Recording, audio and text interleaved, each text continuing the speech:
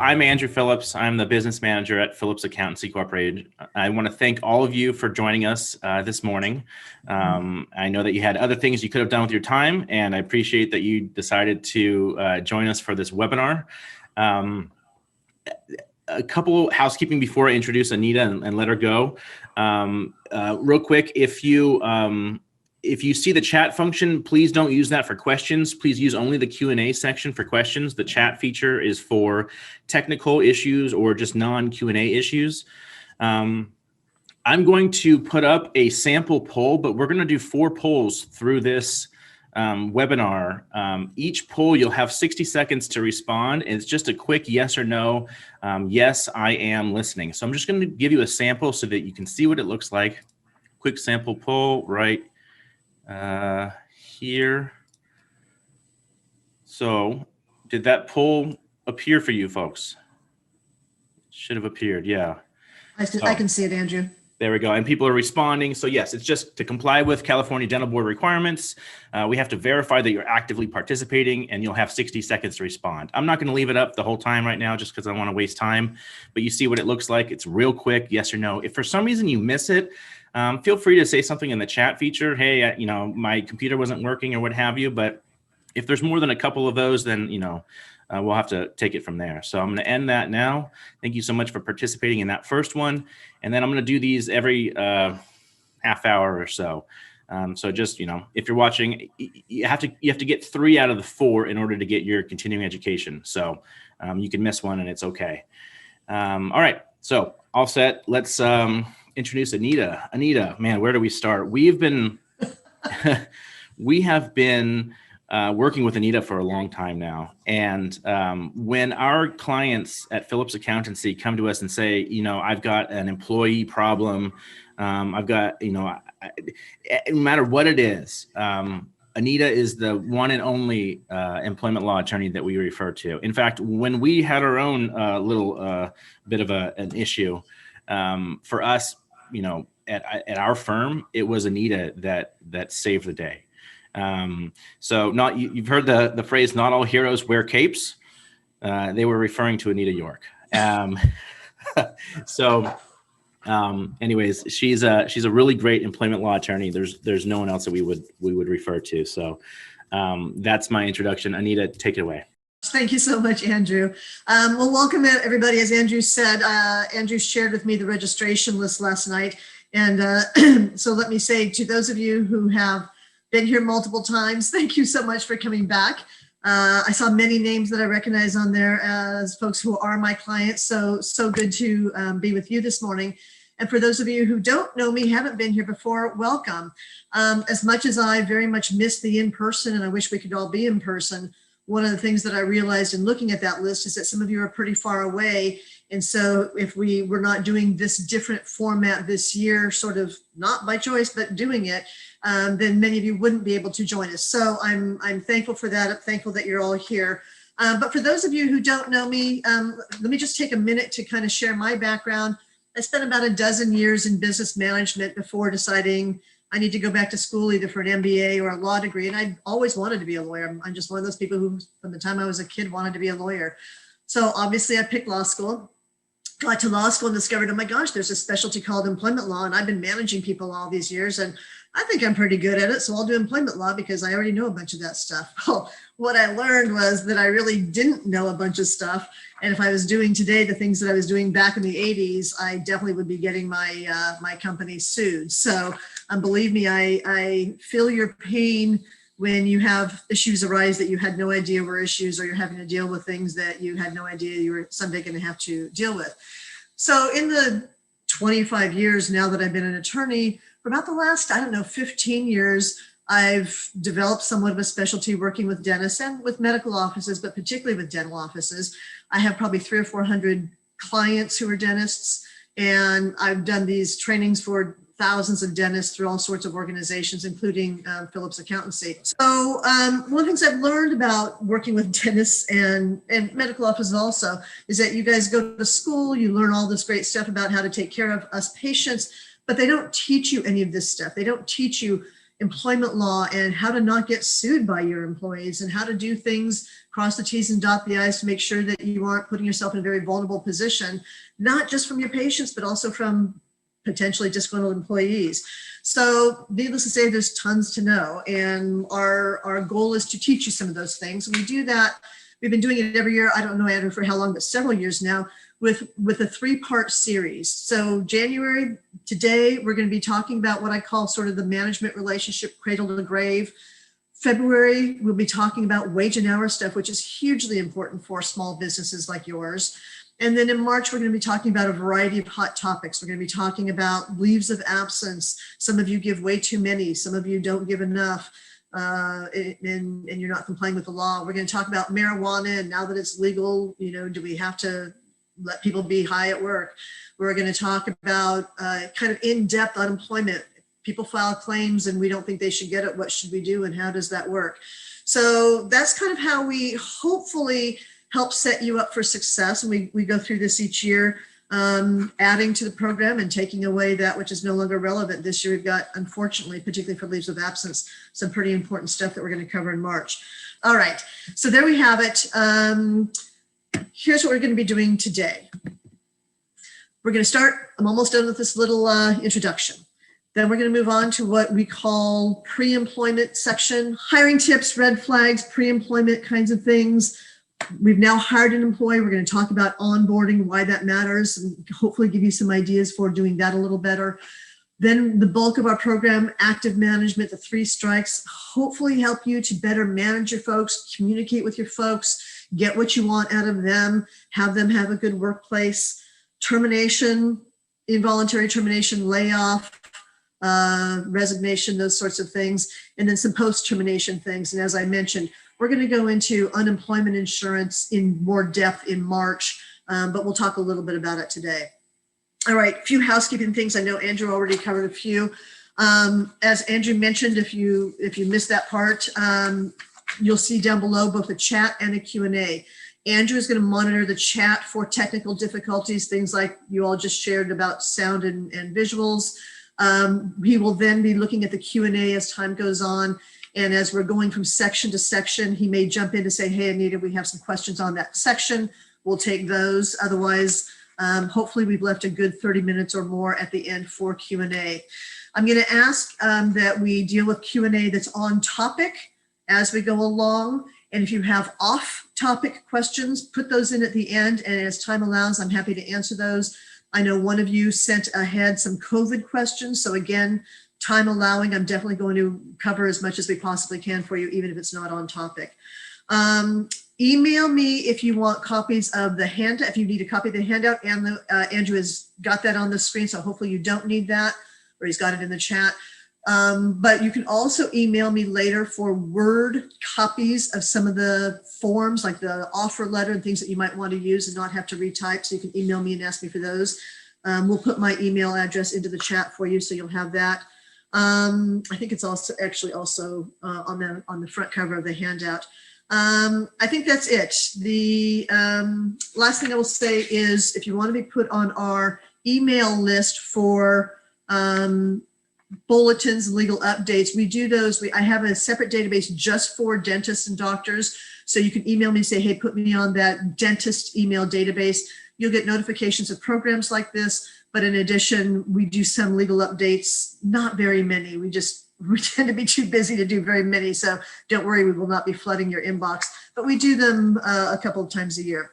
All right, looking at the handout on page 1, I just want to point out to you, when we do these emailings for example, every December or January, we do what we call our new laws. That is what is on pages 1 through 3. So that will give you an idea of the kinds of things that you'll get from us should you choose to go onto our email list. All right, let's jump in. We're going to be hiring some folks. We need a new dental assistant. We need a new front office person. We need a new hygienist. You're going to figure out a way to run an ad, perhaps Indeed, perhaps Craigslist, perhaps you're using an agency. One way or the other, you get yourself a stack of resumes and online responses, and you're now going through them and trying to figure out, oh my gosh, I've got 20 of these. How do I figure out what to do? What we do is, what I do, because I tend to do a lot of this for our firm, is I kind of create 3 different stacks, so to speak. They're really not paper anymore. But one is the, oh my gosh, why in the world are you applying for this job? Did you even read the ad? Because no, we actually don't need an out of work hairdresser. No, we don't actually need somebody who's just graduated from high school and got 100% on her driving test. Yes, those are people who've actually applied for our legal assistant jobs that required experience in the legal field. So those are easy. Those get kind of put away. Then there's the, oh my gosh, you are the person I've been waiting for. You are the person I need. What's it going to take for me to get you? Well, hopefully you get 1 or 2 of those, right? Maybe they're even overqualified, in fact. But then you get all those ones in the middle, like thinking, oh, maybe so, maybe not, can't quite tell. Maybe we should talk about it. One of the things that I want you to think about when you're at this stage and at every stage as you go along is that you are actually interviewing, you are actually considering this person from this very moment. I want you to use every single piece of evidence you can to help inform you as to whether or not this is a good person to hire, starting with this resume or this online application. So look at it, critically read it, the cover letter, the resume, not just for the content, but you're looking at it for, what does this candidate look like? How much can I gain just from these pieces of paper, from these online submissions? Are there mistakes? Are there spelling errors? Are there grammar errors? Are there incomplete sentences? Are there dates that don't make sense? Are there things that overlap and maybe we should follow up to figure out why that is? Carefully analyze the descriptions. We hired somebody once because her resume indicated that she did discovery. And in the interview with her, she said, oh yeah, I do discovery. I've done lots of it. Well, discovery in our world is when there's a lawsuit filed, the parties do discovery, written discovery, which means we send questions and interrogatories and requests for admissions and demand for production of documents. That's discovery in my world. In her world, discovery was she processed all the executives' discovery credit cards. So shame on us. We did not know that until after we hired her because we did a terrible job of not carefully analyzing the descriptions, not really adequately going through the questions during our interview process with her. I'm happy to report that was many, many, many years ago, and we've all gotten much better at it. So carefully review what you're seeing and make some good decisions at that point in time about whether or not it's worth going on with this person. Now, you may make notes on that resume because those notes may help you to know what you want to ask about, and that's all well and good. But eventually this resume is going into the personnel file, and if eventually there's a dispute and a request for that record or for the personnel records, that's going to have to be produced. So just make sure that whatever notes you're writing, be aware that they are discoverable during discovery, and that you're not writing things that you would never want anybody to see.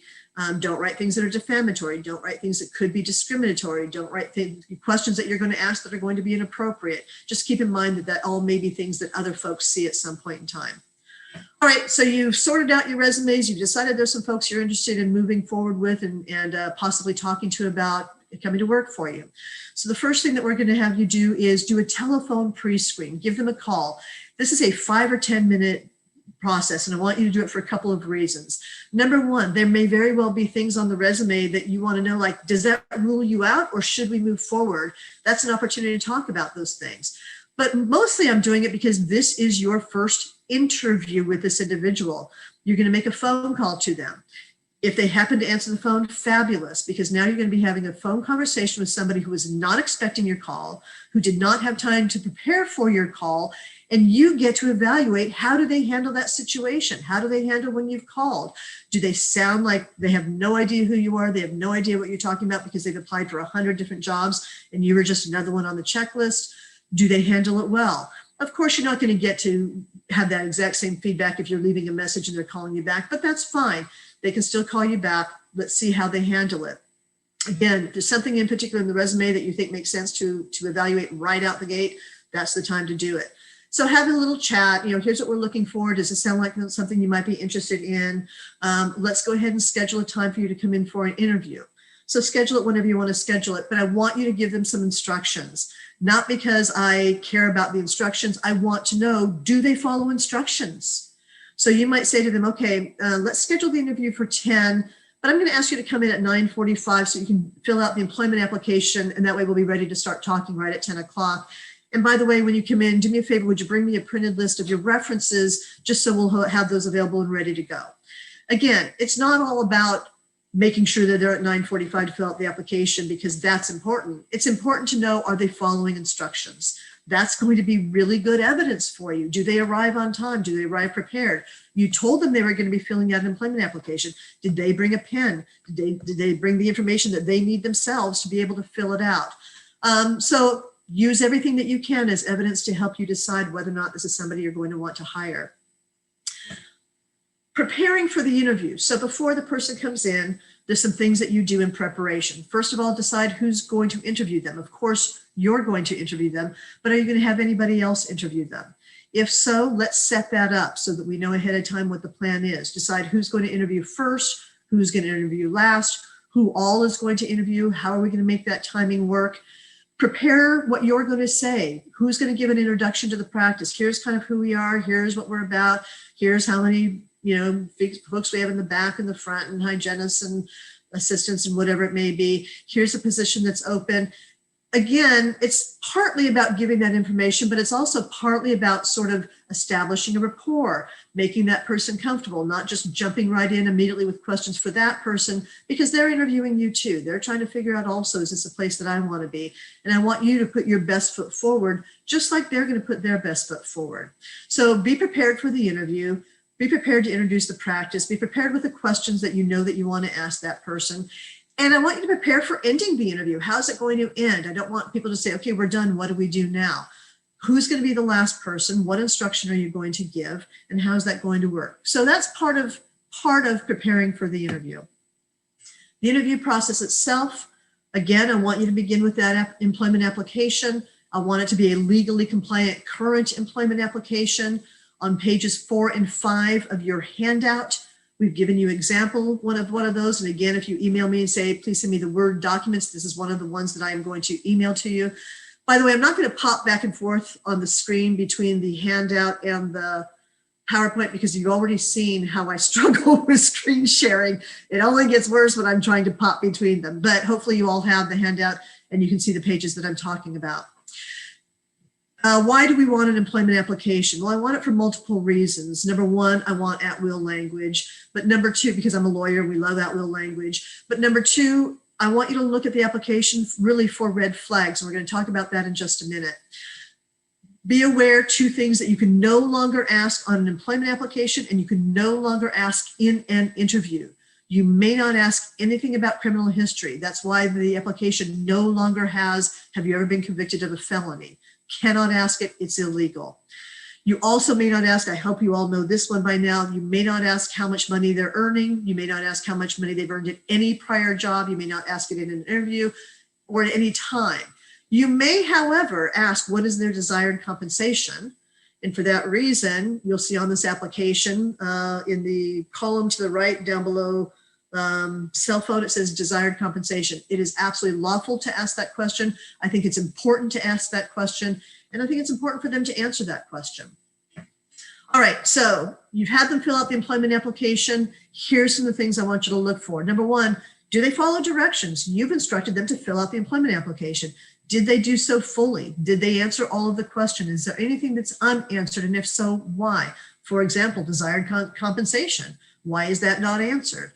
And is it consistent with the resume? It's not unusual, believe it or not, for what somebody puts on the resume to be different than what they put on their employment application, particularly with respect to prior jobs. And it always fascinates me, like, why don't those match? And that may be areas where I'm actually going to question her. Like, why does this say one thing and this says another?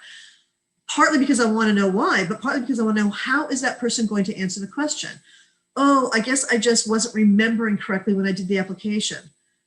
You're putting your best foot forward. You are trying to present yourself as a candidate who I want to hire, but you're already making mistakes on important documents. Like, that's something that would mean something to me. So again, it's all evidence for you to use to determine, is this person going to be a good fit for you? Other red flags, again, are there errors? Are there dates? And dates matter for a few reasons. Number one, are there gaps in time? We certainly want to know what those are. Why was there a gap in time? I have a fun story for you about that. Are there overlapping dates, which may mean that the person has more than one job at a time? Maybe worth finding out, is that person going to continue to have more than one job while they work for you, which is fine, perfectly lawful. You actually have no right to tell them that they can't, but you have a right to know that they do, and make sure that your job is going to be priority and they're going to be available when scheduled to do their very best job for you. So get some information on that. Pay attention to those dates. And of course, description of duties with respect to what they've done at prior jobs is very important. Again, notes and things that you write on this application are discoverable. All right, so we're in the interview. Again, you're prepared in advance, but I don't want you to have this list of questions that you feel like I have to ask each of these questions and these are the things I need to know. Having this of questions for you ahead of time is really to help you to feel more comfortable, more relaxed, have an idea of where you want to go. There may very well be things that you really truly want answered, but I don't want you to get stuck on a script or making sure that all these questions are answered exactly right, because I am sure that, like us, for you, one of the most important things is going to be, is that person a good fit, right? And a good fit, certainly skills are important, experience is important, all that is important, but being a good fit is very important. And so how does that dialogue go back and forth? How does that conversation go? For the same reason that being a good fit with all of us is important, what we do at our office and what I recommend that all small businesses do is, once you've had that first person interview the candidate when they've come in, again, that's probably going to be you or a key person, maybe your office manager, that person should make a determination, is this a viable candidate who we want to consider moving forward with? And if so, I would ask that candidate, hey, do you have a little bit more time to stick around? I'd love to have you meet with some of our other folks, get a better feel for what our practice is all about, have them get a feel for you. Is that okay with you? Now, again, you will have prepared your folks ahead of time that if the first interview goes well, this is what you're going to do. Frankly, if this first interview doesn't go well, you can just say, thank you so much for your time. I so appreciate you coming in. We're interviewing other candidates. And as soon as we've gotten through that, we'll be notifying you and everybody else where we are in the process. Thank you for your time. You don't need to waste everybody's time if it's somebody who you've already determined isn't going to be good. So preparing your questions. It's very important to not only have some sense of where you're going to go with the conversation, it's also very important to know what you're not going to ask. So let's look at our handout. If you will, please turn to page 6. I've given you a little bit of a guideline here of sort of how to handle that interview, especially for you, the owner. I've given you a list of some interview questions. These are just ideas. Ask what's important to you. Pick a few of these. Don't pick a few of these. Hopefully they'll just kind of give you some ideas. In addition, on the following pages, on pages 7 through 9, the Department of Fair Employment and Housing has given us a really good, 7 through 10, a really good idea here of what not to ask, because the candidate has a right to privacy that we may not invade. And if you do ask these questions and they answer the questions, and you then do not hire the person, you have just put yourself in the position of being vulnerable to a discrimination lawsuit for failure to hire. So for example, I don't know, do you have any disabilities that we should know about ahead of time? Well, yes, I have multiple sclerosis, but it's under control and it's all fine. Well, then you choose somebody else. Did you not choose me because you knew I had multiple sclerosis and you were worried that you were going to have to deal with my flare-ups? Things like that. So don't ask any questions that you're not allowed to ask. And when you're helping your staff to prepare for interviews, because they might be very nervous, they've never done this, they've never been in management, I don't know how to interview somebody, give them the list of questions to give them some ideas of things to ask.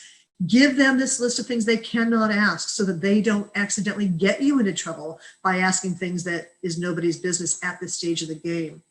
So to that end, I'm going to ask you to turn to page 11. This is a new hire checklist, which I'm providing not because it's a good new hire checklist, but because I hope it illustrates sort of the moving target of the right to privacy. And here's the concept. At this very beginning stage, the candidate's right to privacy is very high. Your right to invade that privacy is incredibly low. You may ask things about their former jobs. You can ask things about their skills and their experience and their education, but you may not go too far in invading their privacy. Step 2, we're issuing an offer, a conditional offer, conditioned on certain things. At this stage, that scale shifts a little bit. You're entitled to more information. So by law, at this stage, you're now allowed to ask about criminal history, criminal convictions. You are now allowed to run a background check. You are now allowed to do a pre-employment drug test if you choose to do so. So again, we see a little bit of shifting of that scale. If the employee chooses to accept this offer, part of accepting this offer means that they're giving up a little bit of their right to privacy, and you now have more entitlement to some information. Once that person's hired, you now have a little bit more entitlement to information. You can now ask for employee information. You know, what's their social security number? Obviously, you need that. What's their emergency contacts information? What's their birth date? We're going to do an I-9 form. The I-9 form asks for information that we're not allowed to ask for before this point in time. So again, a little bit of a shifting. At no point is the right to privacy of the employee ever truly compromised to the extent that you're entitled to all information. I hope I don't need to say that to you, but it shifts over time. All right, so we're preparing for the interview. We've got our list of questions. We've decided who's going to interview. We've decided how that's going to go. Everybody has some sense of the things they're going to ask, the things they're not going to ask. We're going to end the interview when appropriate to do so. So person's been there. We've gone through the process. What now? Feedback from other folks, for sure. That's very important. That's why you're having them let you know. That's why you're having them do the interview in the first place, is to let you know. Many years ago, we were interviewing for a legal assistant. And so we had everybody interview, and every one of the attorneys thought this person was fabulous. Her skills were great. Her demeanor was good. She was respectful. She was appropriate. Like, we were all completely like ready to hire her. Every one of our support staff people said no. She was arrogant. She was acted like she knew more than everybody else. She was almost in competition with them for what I've done, what you've done. It was very important information to have because they were the ones that it was most important that she worked well with. That was an easy slam dunk. No, you are not even going to be considered any further. So get that feedback, use it all as evidence to help you decide what you're doing. Take a few minutes to look at the resume compared to the employment application. Do they seem to jive? Do things seem to match? Take a look at your notes, even those notes that you made at the very first time you saw that resume. Are you feeling like you have answers to those that you're happy with? And most importantly, highlighted in yellow on this slide, most importantly, don't ignore the red flags. Don't ignore your gut. Those are incredibly important pieces of information to you. You have an intuition and you should rely on it. Even if everything seems good on paper and everybody said, yeah, she'd be fine, we should hire her. If your gut is telling you, I don't know, something just did not feel right, move on. Listen to your gut, because 6 months, a year from now, when you're having to fire that person, you will think back to that time and you will think, I should have known. I should have listened to my instinct. I had a feeling something wasn't quite right. I should have paid attention to that. So respect your gut, respect your own intuition. And also obviously decide what's most important to you. If you're hiring a dental assistant, that person's skill, that person's direct relevant experience in what you do may be the most important thing to you. If you have someone who's at the front office, attention to detail, not making mistakes, not transposing numbers, may be what's most important to you. If you have somebody who's going to be a financial coordinator, meeting with the patients to talk about, what it's going to cost, their ability to interact in a positive way may be what's most important to you. So decide for that position what matters most. Does this person have what I'm looking for? I understand that there are times when you are so desperate to hire somebody that you just need a warm body in that chair. You need somebody to fill that role. I implore you, do not hire somebody who you're not feeling good about. I know it's going to be a hardship to keep looking and keep going through this process and you just want to be done with it. Don't put yourself in that situation. Wait till the right person comes along. And I'm not saying wait for the right perfect person to come along, but wait for the person who you think is going to be good, is going to be right, is going to be long-term with you. I'm going to put the first poll up. I'm not going to announce the next polls. I just want everyone to know this first one is going up right now. So please answer that. And Anita, you can continue after, as we do this. Just as a reminder to everyone, you have to answer 3 out of 4 of these polls in order to get your CE units. It's not our requirement. That's just a requirement of the California Dental Board. If you don't care about getting CE, you don't have to answer it. But everyone else who does care about the CE, it is required. Thank you. Okay, I'm going to go ahead and keep chatting, but if you have not Sounds yet good. answered the poll question, please feel free to do so. In fact, not just feel free, please do so. All right, so interview's over. We've gotten the feedback. We think we're interested in the person. I absolutely positively want you to do reference checks. I want you to do them yourself. I want you to do them because it may be surprising to you the things that you find out. So we had another legal assistant we were hiring again several years ago, and we had this is going to be this story has two important morals to it. So one of the things that we determined when by the way, we got her through an agency. So we were paying, I don't know, $5,000 or $10,000 to the agency if we had hired her. And theoretically, they should have known all of this before we ever interviewed her. So we're interviewing her, and her resume has about 1.5 year gap in it. And we asked her, what were you doing? What's that gap about? She said, oh, the agency did my resume. They must have just made a mistake on the dates. Okay, that's a reasonable explanation. So we're wrapping up the interviews. We all liked her. We like everybody unanimously. Yep, thumbs up. Let's go forward. So I said, okay, we're going to do reference checks. Any reason I shouldn't do reference checks? And she said, well, my last employer may not. They never give reference checks, so I don't know. I wouldn't call them, but everybody else should be fine. So of course, the very first thing I did was I called the most recent employer. And they said to me, well, we can't give you a reference on her. And I thought, I don't even know what that means. Like, what does that mean? And I'm thinking this in my head. I hadn't said it. And they said to me, but can I ask you a question? And I said, sure. A little annoyed at this point. It's like, wait, you're not going to give me information, but you want to ask me a question. I said, sure. And then the woman said, have you checked her criminal background? Oh, thank you so much for your time.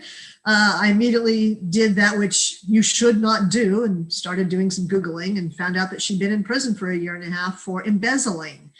So pay attention, do the reference checks, follow up on things that may not seem right on the resume. She didn't give me the information, but she certainly led me to the information that was critically important. And she was actually going to be legal assistant to our senior partner. She would have had access to the credit card, to the checking account, to his own personal assets. So very important. Don't skip those reference checks. Now, certainly, I want you to find out as much information as you can when you're doing these reference checks. On page 12 of the handout, I've given you a little bit of a guidance here in terms of what to do. And here's my advice when you're trying to get a reference check. You start out with the easy stuff that most people will answer for you, dates of employment, last position held, and then try and ask some other things that are easy that hopefully they'll answer, even if that's all they usually answer. So what was her job with you? What were his duties like normally during the course of a day? I'm just trying to figure out like if what he's done before is what we need. Hopefully they'll answer that question, right? That's sort of an easy question, but now you've got them comfortable. Now you've kind of got them giving more information than just the dates and the position. So how did he do it? Did he do a good job? Did he, make mistakes? Did he see if you can get them to give you more information, get more comfortable? Listen to the tone of voice, listen to the pauses, listen to what they're not saying to you. It's all evidence. You're an investigator trying to figure out and get to the bottom of things. So use that information. And frankly, if they're just not going to answer, or they're pausing, or their tone doesn't sound quite right, I would just be cards on the table and say, you know what? I'm hearing hesitancy in your voice. I don't want to make you uncomfortable, off the record. I'm just trying to figure out, would this person be a good fit for our practice? Is there anything you can tell me that might be helpful? See what they say. Maybe they'll say, nope. Maybe they'll say, well, let me just say that we would not rehire him. Right? They may tell you whatever they're going to tell you. Certainly you can ask the question, are they eligible for rehire? But see if you can get them to get into some kind of dialogue with you and answer your questions. By the way, in about an hour, I'm going to give you the exact opposite advice when someone's calling you for a reference check.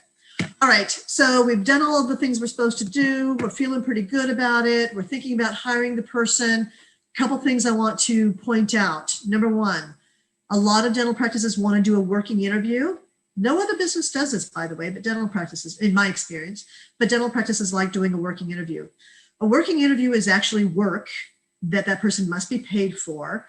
And legally speaking, they are actually your employee on that day they're doing a working interview. Now, I know that in reality, none of you is going to process that person as an employee doing a W-2 and an I-9 and a personnel, like all those things for a working interview. And I get it.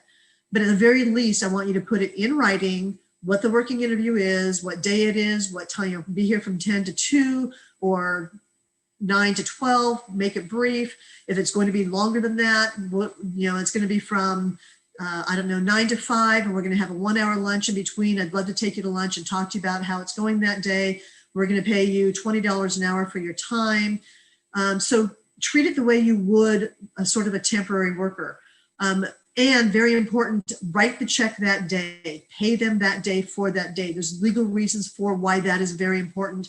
And you could actually be subject to penalties, very expensive penalties if you don't do that. So have that check ready to go that day. When you're hiring somebody, I want you to be aware they are not a temp. A temp means you are hiring them temporarily. Maybe they're filling in for a leave of absence. Maybe they're doing a specific task for you. They're only there temporarily. That is not a new employee who you're waiting to see if it works out. That's a new employee. Every new employee, we're always waiting to see if it works out. We're always checking to see if it's going to be a good fit. That doesn't make them a temp. They are not a temp, legally speaking.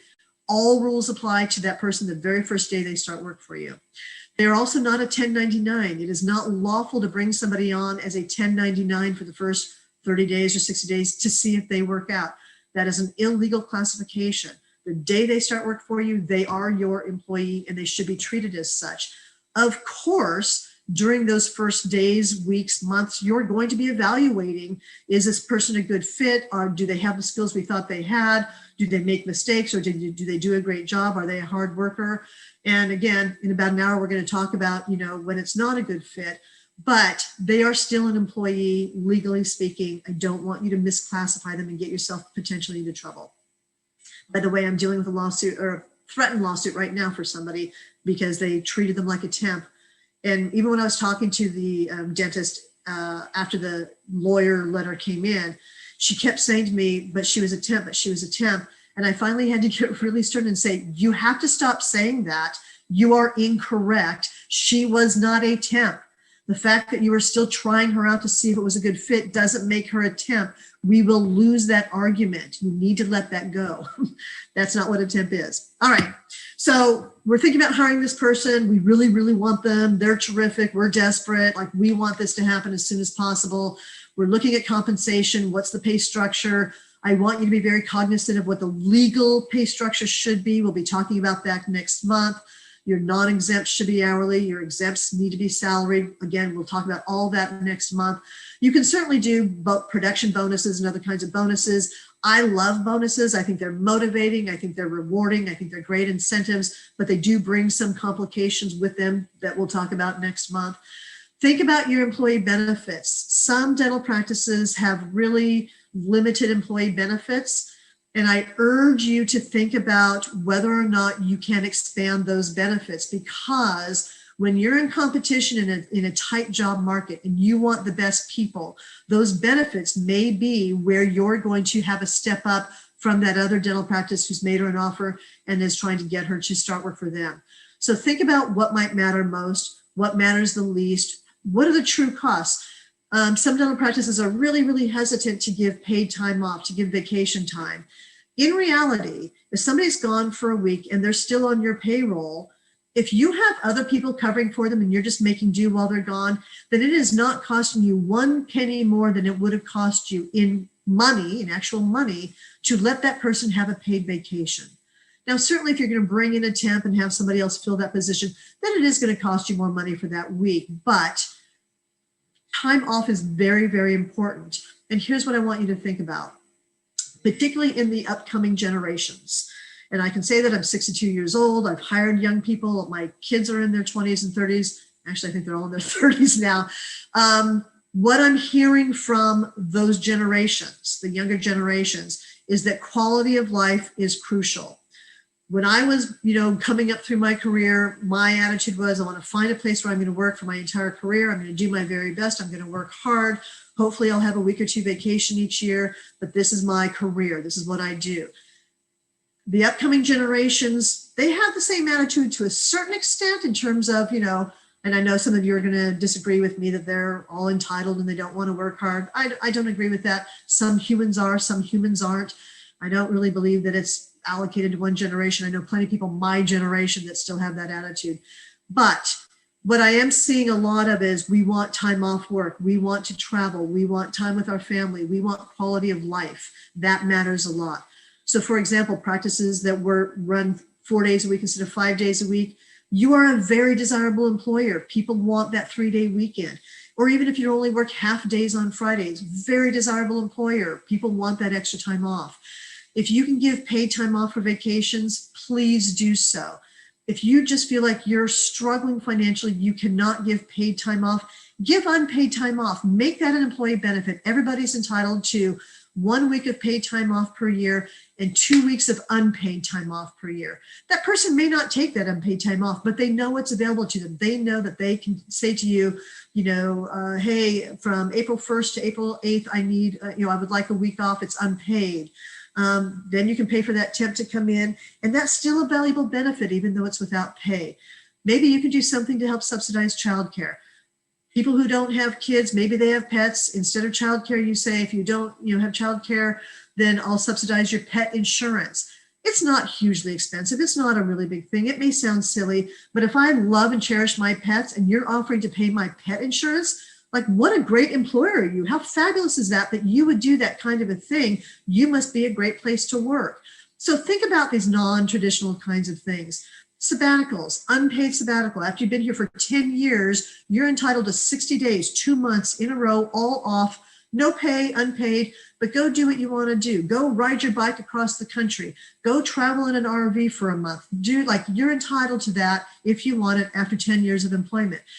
Think about things that are not obvious, not just the, 1 week of paid vacation, paid sick leave, 6 paid holidays, boom, that's it. Think about what you can do to attract the best talent by thinking outside the box and offering some of these non-traditional kinds of things. All right, we're at the good stuff. We're at the good part. We get to communicate the offer.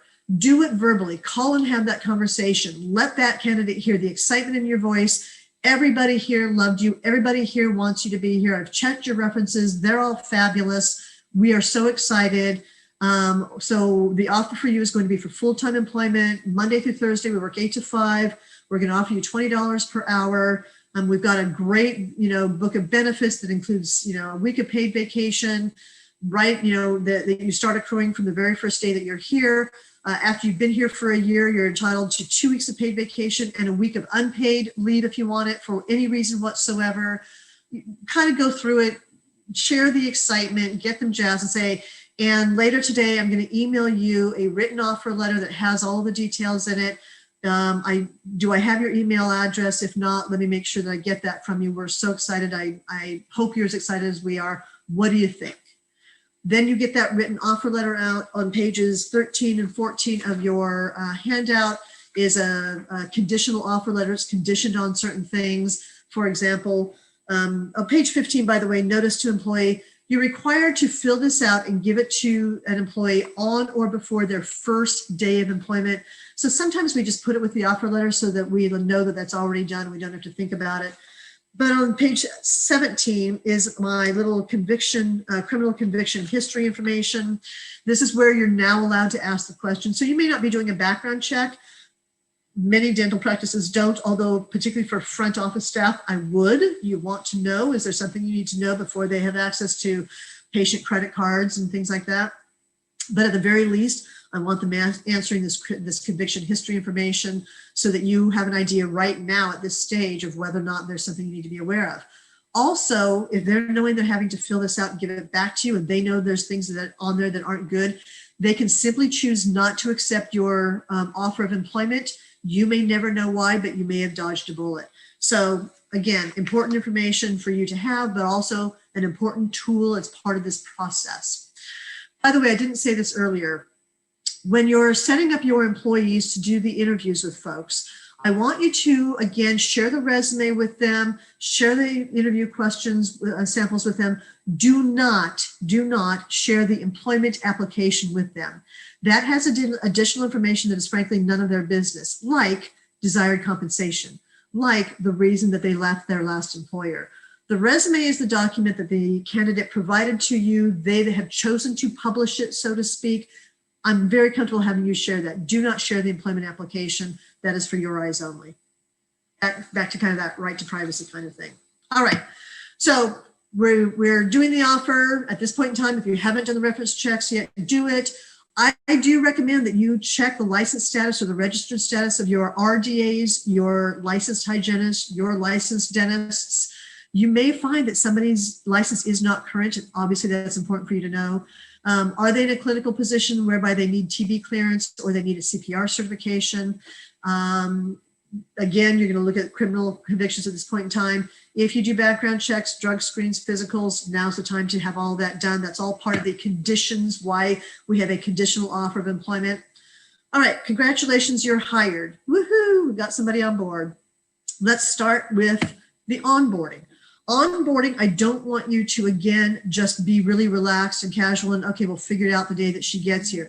I want you to be prepared for that first day in a variety of ways, not only because I want you to get some things done immediately, but I want the new hire's first impression of you and of your practice to be, we do things right. We are organized, we pay attention, we aren't just lax and let things go by the wayside. We have processes. So before that person arrives on that very first day, I want you to have created a personnel file. You already have several documents for it. You have the application, the resume, you have the offer letter. If you've done anything like a background check, you have that. You certainly should have the convictions history information in there. If you've done reference checks, that should be in there. So you already have documents that belong in a personnel file and you need to have it. Can you do it electronically? Yes, but you cannot lose it. So you need to make sure that it's either in the cloud, always accessible, or that you have backups that it's always accessible. At this point in time, I would probably still keep a paper personnel file with at least these things in it. But if you are comfortable with electronic only, that's fine. Just make sure that there's no way it can get lost or destroyed. All sorts of other documents that belong in a personnel file. On page 19 of your handout, I kind of give you a list of here's what belongs in a personnel file. I also give you a list of what does not belong in a personnel file. Highly confidential information. If you've done a background check and there's some things on there that should not be, maybe your office manager has access to your personnel files. Maybe that background check doesn't go in there. Maybe that conviction history information doesn't go in there because perhaps there's things on there that nobody else should see and that goes in a confidential file. Anytime you have medical information from that employee, that does not go in a personnel file. It goes in a separate HIPAA protected medical file. If you have communications with me or any other lawyer, those are attorney-client privilege communications. That does not go in a personnel file. So set up your personnel files or have your office manager help you set up your personnel files. Have them be organized, have them include what they're supposed to include, not include what they're not supposed to include. And on page 19, a lot of people ask, how long are we supposed to keep these records? So on page 19, I'm sorry, I think I said page 19 before for what goes in a personnel file. Obviously, you all probably know by now, that's page 18. On page 19 is just a little guidance on how long you keep files when you can destroy files. So onboarding, I want you to have all your paperwork stuff kind of in line, ready to go. First day they come in, first week, you have some things that you have scheduled, that you have planned, that you know are going to happen. You're prepared for those things to happen. So the very first day, of course, they can complete all of your new hire paperwork. So there may be a variety of things. For example, on page 20, I have a confidential proprietary information agreement. I want that to be on day one, so they know from day one, we consider our confidential information, our patient information to be very proprietary. It is ours. We take it seriously. Day one, you sign this agreement. There's other things you're going to have them sign, multiple new hire documents that matter. I want you to have some semblance of an employee orientation planned. And that doesn't mean you need to have an agenda and you need to have it in writing and you need to have a booklet, but have some idea of what you're doing. So maybe the first 15 minutes is going to be spent walking around, doing a tour of the office and making sure that you reintroduce that candidate to everybody who's there and who's working. You're going to then have that person go into a room and do their new hire paperwork. You're then going to explain to them, so here's what we're going to be doing over the next few days. You're a front office person, so I'm going to have you sit with a front office person and just shadow her. We're going to do that for the rest of today, and we're going to do that tomorrow. On Wednesday, I'm actually going to have you shadow half the day with me. I'm going to have you shadow half the day with a hygienist. And then the next day, I'm going to have you go back and shadow again with the front office person. Once you've had a chance to spend some time back in the clinical setting and kind of see how things operate back there, we'll do one more day of shadowing with the front office on Thursday. Monday, when you come back in next week, hopefully you're ready to hit the ground running. Obviously, during all this time, we want you asking every question that you may have. We'll do our best to answer them. If by Thursday you feel like there's some things that you haven't learned, some things that you're not quite ready for, let us know that. We'll focus on that on Thursday to make sure that you're ready to go. Do you have any questions for me now? Are we ready to get started? Just have that kind of ready to go. Again, it gives the sense that this is how we do things here. We are organized, we are appropriate, we are planned, we are crossing our T's and dotting our I's. We aren't just like, oh, I'm not really ready for you. We're too busy to get ready. So why don't you just sit there for today and watch, and we'll see if we're ready for, to be in a better shape by tomorrow. That's a horrible first impression. That is a horrible way to teach that person how you want them to behave in doing their job for you. I have a good friend who just started a new job last week. They were not ready for her. They didn't know she was coming because the person who hired her and the person who told her that she was to start on that day had since resigned and left and didn't tell anybody else. So she showed up the first day. They had to go through all these processes to get her badge, to get her password, so she could even get into the office, so she could even get into a computer. They didn't have trainings. Like it was a lost week, basically, because they weren't expecting her. And what a bad impression does she have of that employer? And by the way, it's a huge company that you would all know the name if I said it. So what a shame that they didn't handle things right. Don't be that employer. Take the time to set up your person for success by showing this is who we are and how we do things. All right, now the fun begins. We're about to get into what we call active management. I'm going to jump into the Q&A and see if we've got some things here we can answer. Is California's hire at will still alive and well? Yes, it absolutely is. And let me tell you what at will means. At will means that I can terminate your employment at any time for any reason, including no reason, but it does not mean that you can fire somebody for an impermissible reason. So part of what happens when you're doing a termination, and again, we'll talk about this more at the end, but if you're not giving that person an honest reason why they're being fired, if you say, you know what, you're at will, I don't need to give you a reason, I'm ending your employment, today's your last day, guess what? They're going to think about, well, then what was the reason? And they're not going to take a look at the mirror and decide, ooh, I bet I wasn't a good employee, and that's why he fired me. They're going to say, I bet he fired me because I complained that I didn't get my rest break. He fired me because I told the office manager I was pregnant. He fired me because I told him that I slipped and fell and I was injured. They're going to come up with a reason that is an illegal reason. So yes, it is absolutely still alive and well. We'll talk about that a little bit more in a few minutes, but I never want you using at will as the reason for termination. All right, next question. I've had several experiences where the applicants are still employed but looking for another job. They don't want us to call. What is your recommendation? Fabulous question, Kathleen. So I totally get that. And of course, we understand that. So what I would tell the employee is, that's great. We're going to do the other reference checks. Once I do a conditional offer to you, and once you have accepted that offer, you tell me that you've given notice, then I am going to do a reference check with that current employer. At that point, there's no reason that you shouldn't be able to. And I want the candidate to know that you're going to do that so that they'll know that if there's something that they're not telling me the truth about with the current job, you're going to find out. That may be a reason why when you extend the offer, they decline the offer and perhaps you dodged a bullet. So that's the way I would do it. And then don't forget to actually do it. Make yourself a calendar reminder to remember to actually do it.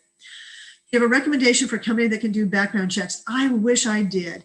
There used to be a company, so there's a company called ESR, Employment Screening Resources, but they do basically, I think you like buy a package of like 50 or 100 background checks, which never works for small or even medium-sized employers. It works for big employers. And I may be wrong. Like they're my favorite company. I would go online, look up employment screening, ESR, Employment Screening Resources, and check it out. Hopefully they're doing it for smaller employers now. They used to have a different companies owned by the same folks that did it, and they were my favorite because this company is owned by a lawyer. This lawyer is very active in the community of knowing what's right, knowing what's wrong. He's involved with the legislatures and figuring out ban the box kinds of things. Ban the box was the is the movement that basically said you can't ask criminal questions. And I trust that he is staying up on all the laws. So if they do them for small employers, they're absolutely my first choice. Otherwise, I don't know of any companies. I know there's many that do them. I'm afraid all you can do is just really Google, look at the reviews and see what you can find out. I apologize. I don't have a better answer for that. If I can pop in real quick, Phillips Accountancy, we use ADP. ADP offers background check services. They're also a payroll service, obviously. Check with them, check with your payroll company, because it may be included in what you're already paying. And if it's a payroll company, they already have all of the employee, or they will soon have that employee's information. So you know that they can keep it securely. The other thing is I would recommend checking with the CDA. Oftentimes the CDA has a list of preferred vendors that you get a discount with. So if your payroll service doesn't do it, check with CDA, or actually I would probably check with CDA first. And those would be my two recommendations. We use ADP and we get the background check back within 24 to 48 hours. So it's pretty fast. I love that. Thank you, Andrew. Yeah. And I hadn't even thought about CDA, but that's a fabulous resource. At the time of termination, do you need a witness present? You don't need a witness present, but depending on the situation, it may very well be advisable to have a witness present. In addition, at some point when you're doing a final written warning, which we'll talk about, you don't need a witness present, but it may be advisable to have a witness present. So you really evaluate the situation, make a determination at any given point in time whether or not it makes the most sense to have a witness present. And if it does, be a little bit judicious about who that witness is. All right, if your employee will not take scheduled breaks or lunches, even though we tell them to over and over, what do I do? If you have an employee who you've told you must do this and they're not doing it, I'm afraid to say I think you have a much bigger systemic problem of people not respecting your instruction. Force it, require it, tell them that there is no choice, particularly for the lunch breaks, because I don't want them coming back at you when they're unhappy with you someday and suing you because they didn't get their rest breaks and their lunch breaks. Next month, we're going to talk about that more, but I guess I don't, how do I say this tactfully? I don't believe that they should be in charge of that decision. I believe that it is your business and you should be in charge of that decision. So whether it's rest breaks, meal periods, don't work overtime unless it's authorized, whatever it is that you're asking them to do, they need to respect that you are telling them to do it. And if your instruction to them is you absolutely must take lunch breaks and you may not work, you walk out to that desk at 12:15, they're still at the desk, you say to them, I need you to get up, walk away from the desk, take your lunch break. I've told you to take it before. I'm not kidding. It's not flexible. Go take time off. You may not work for the next 30 minutes, period, end of subject. If they still refuse, I don't know, fire them, give them disciplinary action, give them time off without pay. I mean, I think you need to force the issue. All right, do I have all the Q&As done? I think I do. All right, and moving on. All right, active management, now the fun begins. You have your employees. You are now responsible for making sure that they're all doing the right things.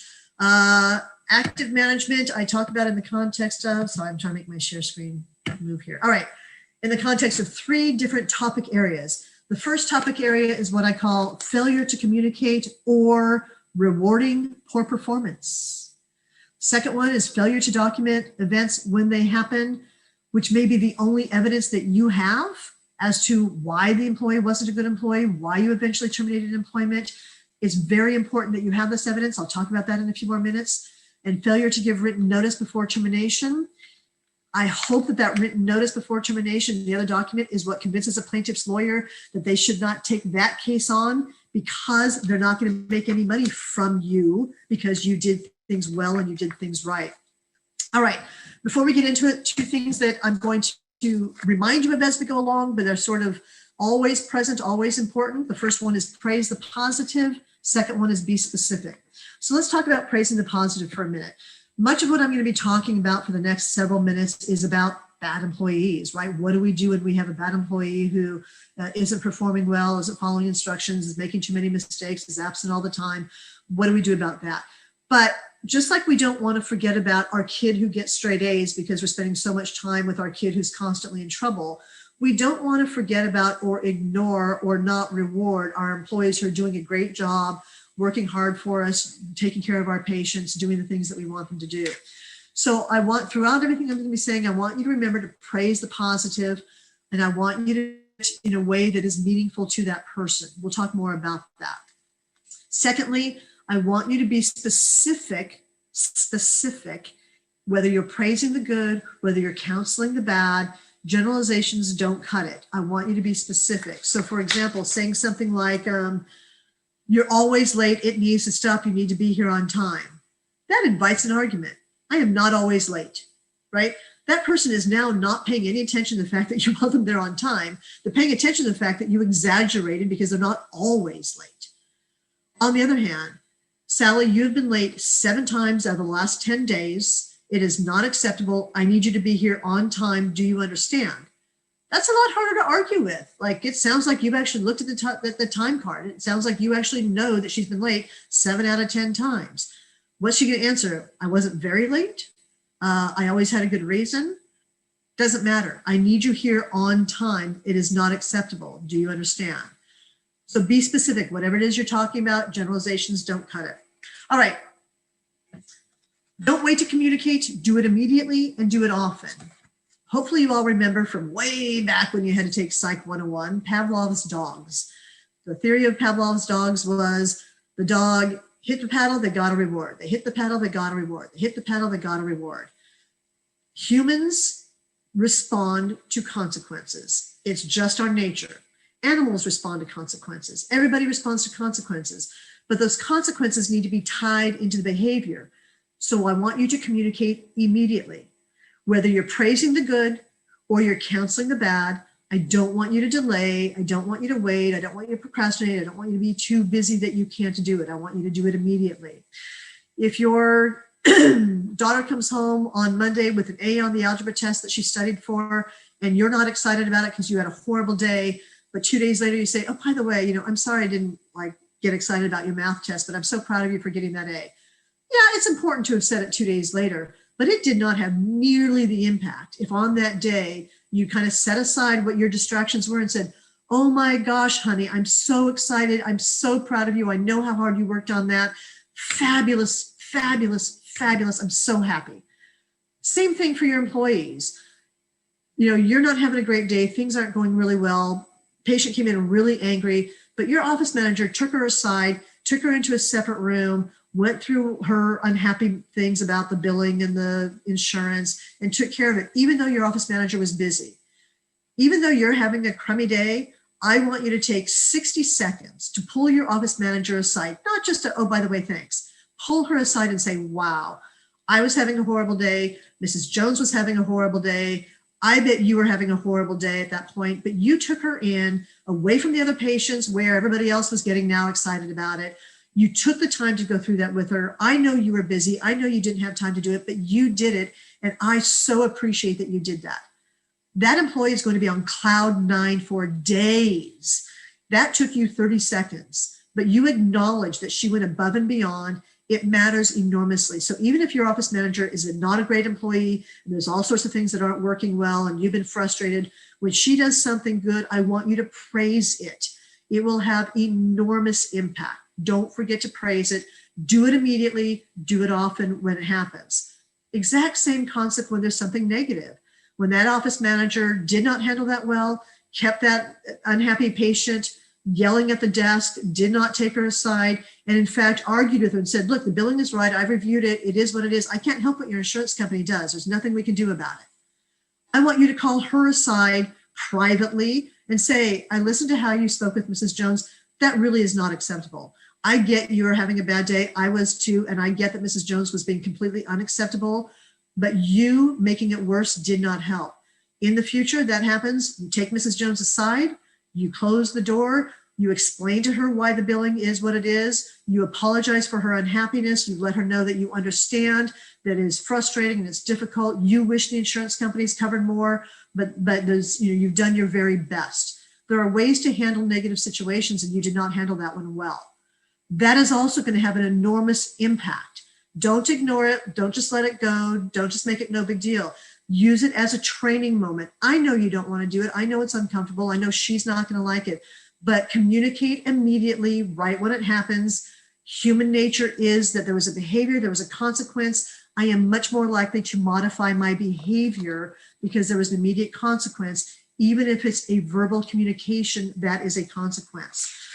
I get that it's not fun to do negative things. I get that it's not going to be your favorite thing, but you're their boss, you're their leader. They are looking to you for that leadership, good and bad. I want you to do it. If you are communicating immediately, by the way, you will automatically be communicating often because things happen throughout the day that are good, that are bad. They happen. Most of the time we just let it go. We don't really think too much about it. We just assume it'll take care of itself. If you're communicating immediately, you're going to find yourself communicating more often than not. One of the risks in not communicating immediately, and whatever it is, again, having to counsel the negative or do write-ups or praise the positive, is inevitably that employee who is not doing a good job, who you've been wanting to get rid of for months, but you haven't done things immediately, becomes protected. All of a sudden they have a workers' comp injury. All of a sudden they get pregnant. Crazy how often people become pregnant when you were wanting to fire them before they ever got pregnant. So don't wait, do it immediately. It is uncanny how often I get a call from any client that's saying, hey, listen, this employee has been a problem for a year. It's just been getting worse and worse and worse. I haven't done a great job of documenting. By the way, that's always part of this conversation. Haven't done a great job of documenting, but I'd really love to fire her. We've all just had enough. But now she's off work on a medical leave of absence. Can we just not bring her back? Can I just let her go? No, because you didn't do it immediately. You didn't do it when you should have. And now that she's on a medical leave of absence, she's protected. Now it would be a wrongful termination lawsuit, probably, if you fired her. So do it immediately, do it often. Hopefully it will all take care of itself.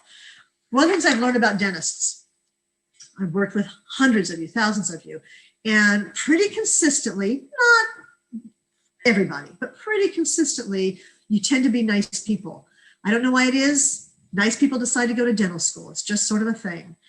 Part of that means you hate confrontation. You hate making people unhappy. You hate having these conversations that are not comfortable. You probably think you're not good at it. You probably feel like, oh, I'm so terrible. I'm just not going to do it. Hopefully she'll quit, whatever it is. And you put up with things for way, way, way too long. I don't want you to do that. I want you to step up. I want you to be the leader that they need you to be. Yes, it's uncomfortable, but guess what? It's going to be uncomfortable for about 30 seconds, 60 seconds, 5 minutes, 10 minutes. It's not going to last long. And the result of you having been uncomfortable and done the communication that you need to do may very well be that that employee turns it around and shapes up. We're going to talk about that in a few minutes. Or it may be that you are doing a good job of now setting up yourself to be able to terminate that employment and not have a wrongful termination lawsuit on your hands. So I know it's not fun. I know it's uncomfortable, but I want you to communicate immediately when there's bad things. I want you to communicate immediately when there's good things. Hopefully that is very comfortable communication for you to have. Make it a part of your job. Make it a part of your responsibility to be having those kinds of communications with your staff. Remember to praise the positive, be specific. Whether you're counseling for negative, whether you're praising the positive, be specific. All right. Hopefully you're kind of getting some ideas in your head and you're thinking about ways that you can do that. Step 2, failure documents when they happen. Strike 2, failure documents when they happen. The theme here, the good, the bad, and the ugly. I want you to document all these things. And I know that even though you're not here in person with me, you're either rolling your eyes, you're glazing over, you're thinking now's a good time to go get a cup of coffee because this next section is not something that I'm really going to do. I want you to give me a few minutes, think about what I'm saying, and consider why you should be doing it. I'm also going to talk about how to do it that hopefully will give you some ideas to make it easier for you. It's very important to document what's happening with your employee, to document it honestly. That does not mean you're giving this documentation to the employee. This is just document for you, documentation for the personnel file. You may choose to give it to them, that's fine, but that's not where we are right this minute in this discussion. I'm talking about just documenting so that you have a documented record of things that are happening. I certainly want you to document the good things when you can. It can be one sentence of documentation. I want you to document the good things because when it comes time a year later, that you're doing an annual review, a performance review, you're talking about whether or not to give somebody a raise. I want you to sort of be reminded of things that happened more than 3 months ago. Studies show that when we are doing these evaluations for compensation or for performance reviews, the human brain remembers about the last 90 days. it is much more difficult for us to reach back into that filing cabinet in our memory to remember what happened 5 months ago, 10 months ago, 11 months ago, 12 months ago. So jot down notes. One sentence is fine. It will trigger your memory as to what that was. Again, I'm going to talk to you in a few minutes about how best to do this, that hopefully will give you some ideas that will help make it work. Of course, I also want you to document the negative. I want you to document the negative, again, for the same reason, because when it comes performance evaluation time, I want you to be able to see, how long have I been talking to that person about that thing? Has it gotten better? And if it's gotten better, I want you to say that. Hey, listen, in your performance evaluation, we're going to be talking about a lot of things. One of the things I want to talk about is 6 months ago, I talked to you about your tardiness, and I just want to really acknowledge it has gotten so much better. You are almost always here on time. You understood how important that is to me, and you responded. You're doing it. Thank you. That was so important to me. So you're going to document the negative, partly because you need to know, is it getting better? And because you need to know, did it get better? Documentation, obviously, I'm an attorney. When I see a personnel file because somebody's getting ready to sue you, I want that documentation in there. I want to know that we have some paperwork trail of the communications you were having, the things that were happening along the way before you got to the point that you fired that employee. It is very common that, particularly new dentists in practice, they don't do it because they don't have time to do it. I know that that's the last thing you need to take time doing is more paperwork. When I see a file that's really well documented, unfortunately, sometimes that tells me, ooh, this person's either been sued before, had a threatened lawsuit before, and so now they know that that documentation is important. Or maybe they've just been in my program and they listened and they did what I asked them to do. I was working with a new dentist, new client. He's not a new dentist. He's a new client for me a couple of weeks ago. And he was sharing with me that he was talking to a dentist who's been in practice for many years. And that dentist was saying to him, above all, you have to document things with your employees. It is so important. You have to do that documentation. And I was thrilled that this dentist who's just bought a practice, just starting out, in his new business, has been given that instruction by a colleague. It is important to do. It's important also because at the end of the day, a year from now, 2 years from now, 3 years from now, when we fire that employee, when there's a look back and there's what we call contemporaneous evidence. Contemporaneous is evidence that was created at the time the thing happened. So whether it's notes of an interview, whether it's notes of a counseling, whether it's a written warning, it's contemporaneous. It happened at the time. It has far, far, far more evidentiary weight than later when we're writing in response to perhaps a threatened lawsuit or the lawsuit itself. Well, here's my memory of everything that happened. That is incredibly important evidence. As a lawyer, I absolutely want that to be in the file. All right. I'm going to talk about how to document right now. Many ways that you can document. Some of the things that I want you to think about are, how do you best function? What will work best for you? I want you to come up with a system of documenting, but make it your own so that it will work for you. So for example, if you're carrying your cell phone around with you all the time, maybe you just put a note in the cell phone and later it gets sent to wherever you want it sent to. Maybe you do a text message to yourself. Can you do a text message to yourself? I don't know if you can or not. Do it to your office manager, do it to your spouse, do it to somebody where you can track that. Maybe you do an email. I have a client who does emails. The dentist's mail, his wife manages a lot of the administrative stuff for him. And their system is, when he's got documentation, he puts the employee's last name in the subject line. He emails it, again, it can be one sentence to his wife, and she knows, I don't need to do anything with that. It's just to put in the file. She can print it out and put it in the file, or she can maintain an electronic copy of it, an electronic version of it. When we need those, we just do a search for the way that subject line was targeted, right? Because we have a system. Last name is the only thing that's in there. That's our system. We just look for those. We can pull up all the documentation.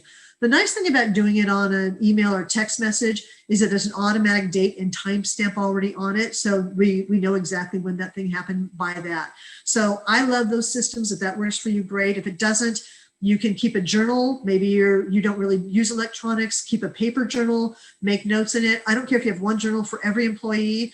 If we need to pull out the ones for that employee, we can redact out what we need to redact out. If it's better for you to keep a Word document, like a journal in Word, and you go to that Word document, set it up for yourself so that it has a structure, date, time, employee name, what happened, so that when you're going in, you're filling it all in. Hopefully it will just take you a minute to do that documentation. So whatever works for you, frankly, if you like Post-it notes and you want to stick a bunch of Post-it notes in that personnel file, I am good with that. But come up with a system, use that system, set yourself up for success by not just saying, okay, I'll document better. I don't know how, but I'll document better. No, you won't do it. That's like me saying when my hygienist says you need to floss more, me saying, okay, I'll floss more. No, I won't. But I now floss a lot more because my system is I have those little toothpicky floss things, and I have them in my car, and I have them in my office, and I have them in my bathroom, and they're really easy to use, and I don't have to wrap it around my finger. I now have a system. Am I perfect? Do I always do it? No. But am I far better at it than I used to be? Yeah, I'm far better at it because I found a system that works for me, and I now make sure that I'm consistent, at least with maintaining my system in place, and I do it far more than I used to. I have a client who uses, I don't know if they still do anymore. This was a few years ago, but they were still using paper patient files. And so in the paper patient file, on the left side, they had a patient treatment log. And so whether it was a dentist, a hygienist, whoever it was, would log the patient treatment. They took that exact same treatment log and stuck it in the personnel files. I don't care that it's called a patient treatment log. That works great. It had the date, both dentists, it was 2 dentists, and they also had a consultant. They all were able to enter things into that same patient treatment log to document their HR issues with employees. That was incredibly important evidence when an employee tried to claim harassment right after she'd been counseled. So pick a system, be as creative as you want it to be. Hopefully that will help you have some ideas. The reason I have performance evaluations on the screen next is because I'm going to talk about performance evaluations in this context of documentation, but also because performance evaluations are a very good way for you to actually counsel somebody about conduct. So for example, maybe you have a new hire, some things have been good, some things have been bad, you've been talking to her along the way. If you want to really kind of sort of narrow down those things and have that conversation, you can use a performance evaluation at any point in time in that process, maybe at 30 days, 60 days, 90 days, and say, hey, you know what? Let's sit down and talk about how it's going. I'm going to do that in the context of a performance evaluation because I want to make sure that we hit on several different topics. Use it anytime. We've used it in a couple different ways. One, just as I've just said. Remember I talked about that employee who said she had done lots of discovery. It turned out she was a terrible legal assistant. And in part, she wasn't a good fit, but in part, it wasn't her dream job. It wasn't what she loved doing. So after a few months, our senior partners sat down with her and said, hey, let's do a performance evaluation. I want to have a conversation about are you happy with what's going on? Kind of share with you where I am with things and let's see how to move forward. And he did it. He said, okay, so here's the things I've been talking to you about for the last few months. Here's some examples of things. Here's some other things that, I mentioned, but I didn't specifically counsel you on. It looks to me like maybe this just wasn't really a good fit for you. What do you think? And she said, I have to agree with you. I don't think it's a good fit. They then came to a very cordial, happy agreement about how she was going to leave and when she was going to leave, and we wished her well.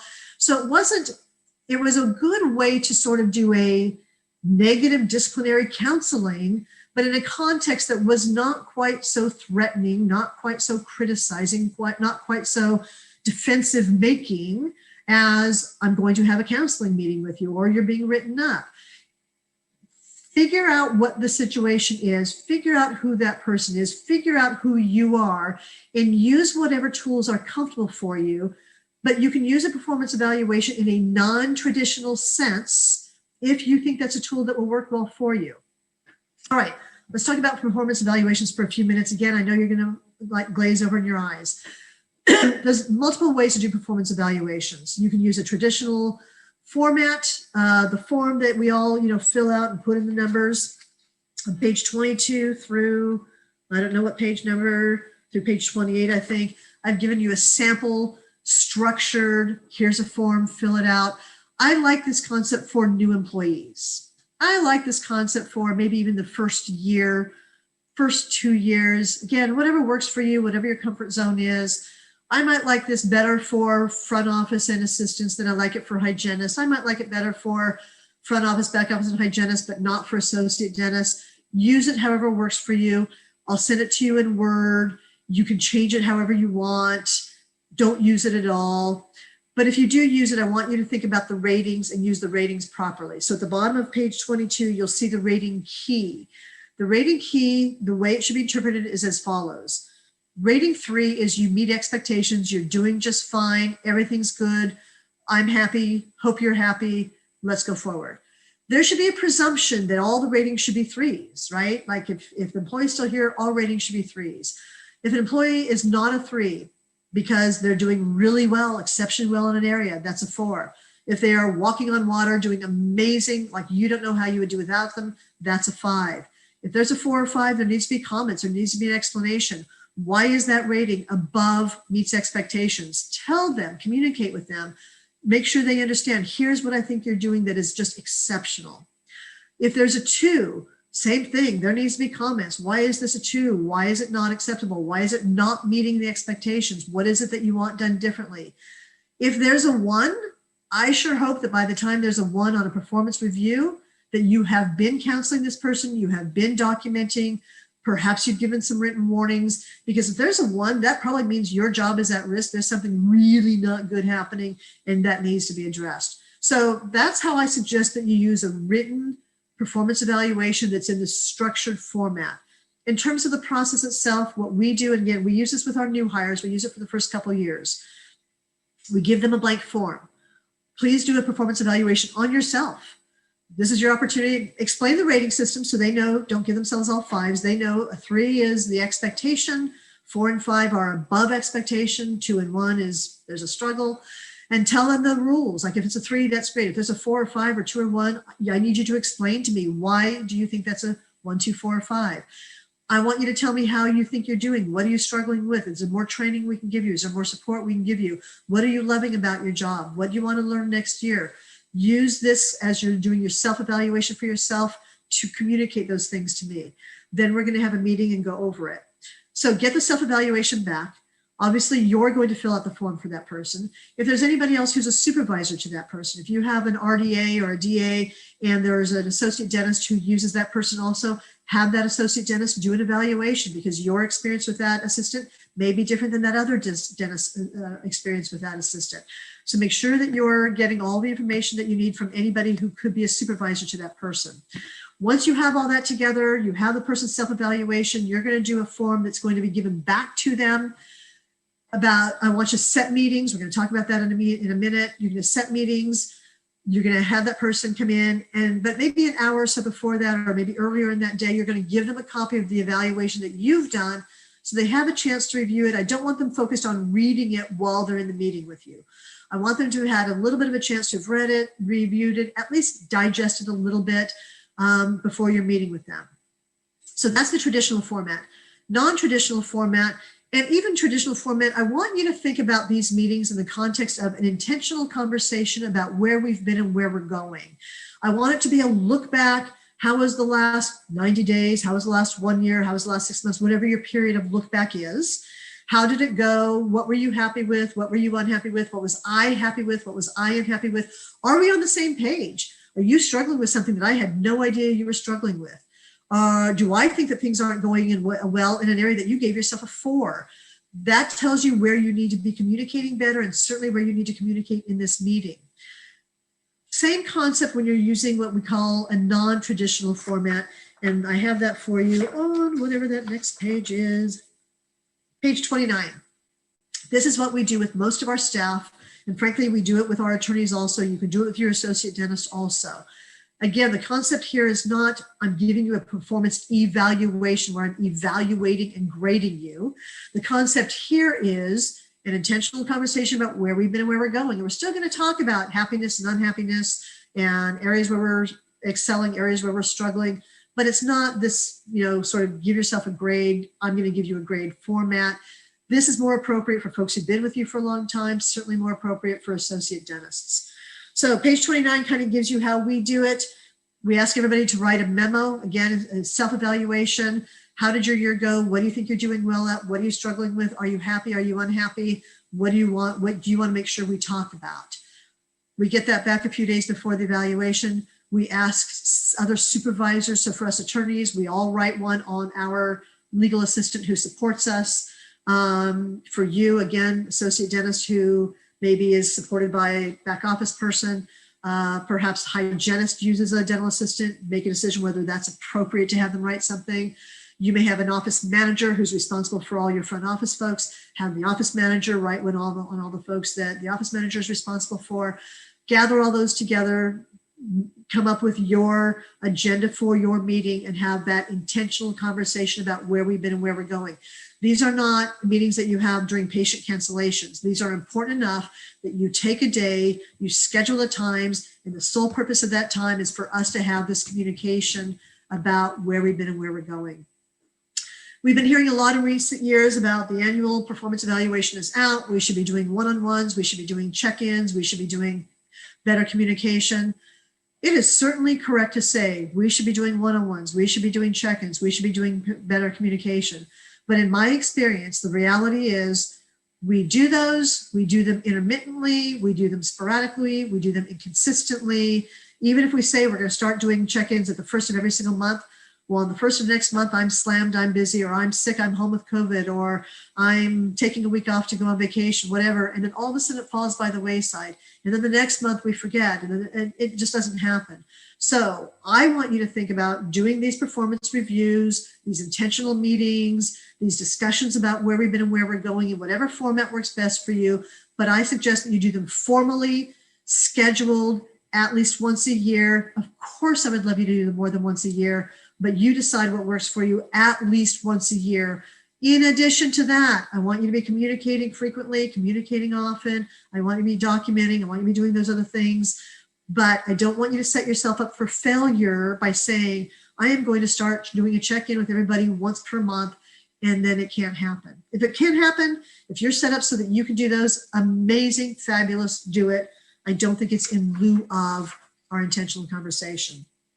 All right. Reminder, praise the positive, be specific. All right, before we jump into failure to give written warnings, on page 30, I have a discussion of disciplinary actions and typical steps. I've done this for a couple reasons. Number one, to kind of share with you, again, some concepts of thinking outside the box with respect to disciplinary actions, but also in part to share with you that I absolutely never want you committing yourself to a progressive discipline policy. If you are unionized, if you are a government employer, you may very well be mandated to follow progressive discipline. I'm guessing that none of you are a government employer or working for a government employer, and I'm guessing certainly that none of you are unionized. Therefore, you are not legally obligated. You would only be obligated if you obligate yourself. Do not obligate yourself. So I like policies like this one that basically say, any of these steps may be used, any of these actions may be used at any point in time, not necessarily in any order, not necessarily for any reason. For example, if you engage in gross misconduct one time, I'm going to fire you with no warning. So I want you to think about making sure that whatever policies you have in place, you are not committing yourself to following any kind of disciplinary action. Any kind of progressive discipline. I want you to think outside the box in terms of disciplinary actions. We've talked about this multiple years, and I'm going to talk about it again because I think it's important enough to talk about again. One of the things that we have that happens a lot is tardiness. What do we do with tardiness? How do we discipline that? Because we're not going to fire the person. We can counsel them, we can write them up, but she's a great hygienist. I'm not going to fire her. I just wish she'd get here on time. I'm not going to give her a day off without pay because now I've lost an entire day of production, and the punishment was much harder on me than it was on her. She was, oh, happy day, I get a day off. So here's an example of thinking outside the box with respect to disciplinary actions. And one of you who's on this webinar right now, you know who you are, has used this very successfully. He shared it with us last year in the program. You can say to the individual, here's what we're going to do from now on. If you arrive to work on time every day in the pay period, then for the following pay period, I'm going to pay you X. And maybe that X is a raise. That's what this dentist did. He gave her a raise. I don't remember what the amount was, but it was a good raise. It was $2, $3, $4, $5 an hour. So for any pay period that you arrive on time, that next pay period, I'm giving you your raise. You're going to earn $5 more per hour. For any pay period in which you arrive late, and I am defining late as more than 5 minutes, more than one occasion. I want you to define what it is, right? I want to be very clear what it is. And if for you, it's if you are not clocked in by 9 a.m., that's late, that's great. Just define what it is so that person knows. If you are late one time in a pay period, 2 times in a pay period, you decide what you want that to be. Then for the next pay period, you are going to be paid at your same pay rate that you're earning now. I'm not reducing your pay. I'm going to pay you at the same pay rate that you're earning now. In this dentist experience, she was mad. She wanted her raise. She was very unhappy about it. She was very angry about it. But guess what? She got over her anger and she has been on time. It worked. She's gotten her raise every pay period, and she found out a way to set her alarm clock earlier and get to work on time. They're both very happy with how that all turned out. You can also do it as a disciplinary. Here's the deal. I've been counseling you about your tardiness. It hasn't gotten any better. Here's what I'm going to do. For any pay period in which you're late, for the next pay period, I'm reducing your pay by $1 an hour. Yes, that is disciplinary. Yes, that is punishment. Yes, that is lawful. I am allowed to do that. I will be informing Paychex or ADP that your pay is reduced from $20 an hour to $19 an hour for the entire next pay period. Anytime you violate this criteria that I've set for you. If you're not late, great, you're same pay always. If you're late again that next pay period, then for the following pay period, you'll be reduced another $1 per hour. Again, I'm going to warn you, that employee is going to be mad. They're not going to be happy about it. But I will also tell you, they will probably figure out how to solve their lateness problem. Oftentimes what happens when we're counseling on lateness is it gets better for a week, a month, some period of time, and then it slides right back. Once you put in a policy like this where it's forever, it does not slide back. It just doesn't. So I use that as an example. Think outside the box. I know for small businesses like ours, giving time off without pay is a hardship on you. So if you can, that's absolutely a disciplinary action that can be helpful, but think outside the box. What else might matter? In terms of compensation, just know you can never change their compensation for any time they've already worked. You could set up a plan that says anytime you're late, I'm paying you less for that day, and I'll pay you more for the days you're on time, but that gets really complicated payroll-wise, logistically. So that's why we kind of say for the next pay period, Pavlov's dogs, yes, we better do it that exact same day, but the complications in payroll of going back and forth are kind of a nightmare. So we don't usually do that. All right. Third strike, failure to give written warnings before discharge, shape up or ship out. This is a very important theme, and I want you to remember this theme, and here's why. At this point, you've been counseling, you've been documenting, you're unhappy. Frankly, you may very well be at your last straw, and if it doesn't turn around, you're going to fire the employee. So you're doing a written warning. I want you to have in your head, as you're writing that written warning, in my perfect world, this employee turns it around, figures it out, does what I want, and I don't have to fire them. I want that to be in your mind so that when you're drafting that written warning, you are setting that employee up to succeed. The tone of the writing will be different than when you're thinking, I'm just doing this so that I can fire her. The words that you use, the way that you phrase it, it will be different. So put that in your head, even if it's not what you think, and write it from the context of, I want you to succeed. I want you to shape up. I don't want you to ship out. I want this to work, and I'm doing this to give you that last opportunity to turn things around. Part of the reason I want you to do that is because a year from now, when she's suing you or the lawyer's considering suing you, I want that jury or that judge or that lawyer to be reading that final written warning and thinking, wow, that she could have done that. Like the dentist made very clear, I want you to succeed. I want you to be here. I just need you to show up on time, as opposed to it all being negative and looking like you were setting that employee up to be fired. So think about it from that perspective. I know that the reality is if somebody's at the point that you're ready to terminate them, it's probably not going to turn around. You probably are at your last straw. They're probably not going to make it better all of a sudden. But they might. There's an off chance they might. And why not give it that one more shot? Why not give it that one more chance? We actually had this situation once. We did it in a performance evaluation context. And it was basically, this has to turn around or you're not going to be here. It's not acceptable. And we gave that employee lots of examples of things that had happened. Every attorney was unhappy with that person. So we gave, the senior partner gave the review, examples from every single attorney of things that had made them unhappy, things that weren't working out.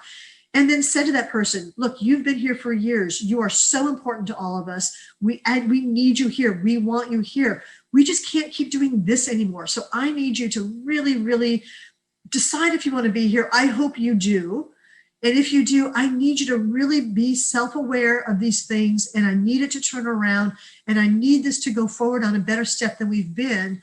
I hope you will really hear what I'm saying to you, that that's what I want. None of us expected it to happen, and it did. I'm not saying it's always going to happen. I think that was a highly unusual situation. But why not give it that shot? Why not go into it with that being what you want to have happen? All right. When you're doing written warnings, I want you to be specific. I want you to give objective evidence, objective description of what it is. I want you to give supporting information. If there's history, give the history. If there's required action or improvement, I want all of that to be in the communication. So on page 31, I've given you a blank form. Again, I'll send this to you in Word. In the right-hand column, it kind of gives an explanation of here's what you should be putting into this right column. Please make sure that you delete those instructions. I know it sounds silly and I may not need to say that, but I have had one client who used this form and left the instructions in there. Delete the instructions. I'm also sending you this Word because I want you to modify it as works for you and as works for the situation. There may be a situation where there is a history, and so you want to put that in. Where is it? Previous action. If there's a situation where there has been no previous action, just delete that entirely. Just don't even have it there. Modify it that works for you, works for the situation. If there's something else you want to put in, add it in. It's just a table. You can eliminate rows. You can add rows.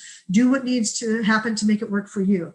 On the next couple of pages, on page 32, there's an example of having used it for a very simple purpose because it's a very fact-based kind of warning. Excessive absenteeism, excessive tardies. We're giving the dates. We're telling what happened. In this case, we also had multiple errors. So in facts and events number 2, we're giving the information about what those things were. And by the way, in this, I don't want you using any patient names. I don't want you using any HIPAA information. You give the date, you give what happened, because this is going into that personnel file that may later be published, and we don't want to have any HIPAA information accidentally being disclosed. Page 33 is another example where this is more of a narrative kind of use of this form. Maybe it works for you, maybe it doesn't. And then page 34 is just a narrative, not the form at all. This may be best for your style, maybe best for a situation. Use it this way, keeping in mind these same kinds of things. We still want you to be specific, give the facts and the information. If there have been previous warnings, say so. Tell them what's expected of them. Is there a time frame or is it immediate? Make sure that all that goes into any of these kinds of written warnings. All right. I hope I've given you some ideas, some tools. I hope that I've sold you on the idea of communicating, of documenting, of giving at least one written warning before termination. And there are absolute exceptions, of course. If you have an employee who's brand new and within the first week you know it's not working out, you can let that person go. We'll talk about that in a minute. If you have somebody who just blows their fuse and starts stomping, screaming, storming, you can fire them. No warnings, no documentation, no counseling. Like, that is so not acceptable. You are out. I'm not saying that there aren't exceptions to everything, but for the most part, most employees, most situations, I want these to be your guidelines. All right, let's take some Q&A before, and remember, praise the positive, be specific. All right, before we go on, let's look at our Q&A. Staying overtime as emergencies occur, can that be noted on the contract? Sure. We can absolutely say that. You can also have provisions in your employee handbook that specify, our business. I mean, the handbook usually says you may be required to stay overtime on a case-by-case basis. You may want to have stronger language than that in the handbook.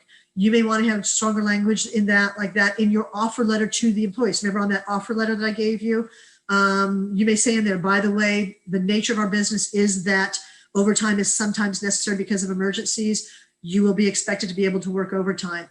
You may want to have that conversation in the first interview, right? We have a practice that sometimes somebody shows up at 5 p.m. and they've got a major problem. We deal with that problem. Are you able to stay overtime as needed? So I would probably deal with that right up front. Somebody may say, I'm sorry, I can't. I have kids, they're in daycare. Daycare closes at 6. I have to be up by 5:30 every day. Use that information. You don't ask if they have kids. You don't ask if they have daycare. You just say, can you work overtime as needed? Let them answer you. Evaluate that right at the very beginning of the process, whether or not that's going to be a good fit, whether or not you can work around that. And then, yes, you can certainly put that in the offer letter. We can put that in the employee handbook to deal with. All right, can we legally request a doctor's note if they call in sick? Yes and no. You can't automatically require it every time they call in sick, and you can't automatically require it if there's no reason. You can require it if there's a reason. So for example, you have a pattern of having called out 3 Mondays in the last 3 months. So from now on, I need you to know that I'm going to require a doctor's note when you call out on Mondays. You have called out sick 5 times in the last 2 months. That's excessive. So from now on, when you call out sick, I'll need you to know I'm going to ask you for a doctor's note. You've been out, you called out 3 days in a row, 4 days in a row, 5 days in a row.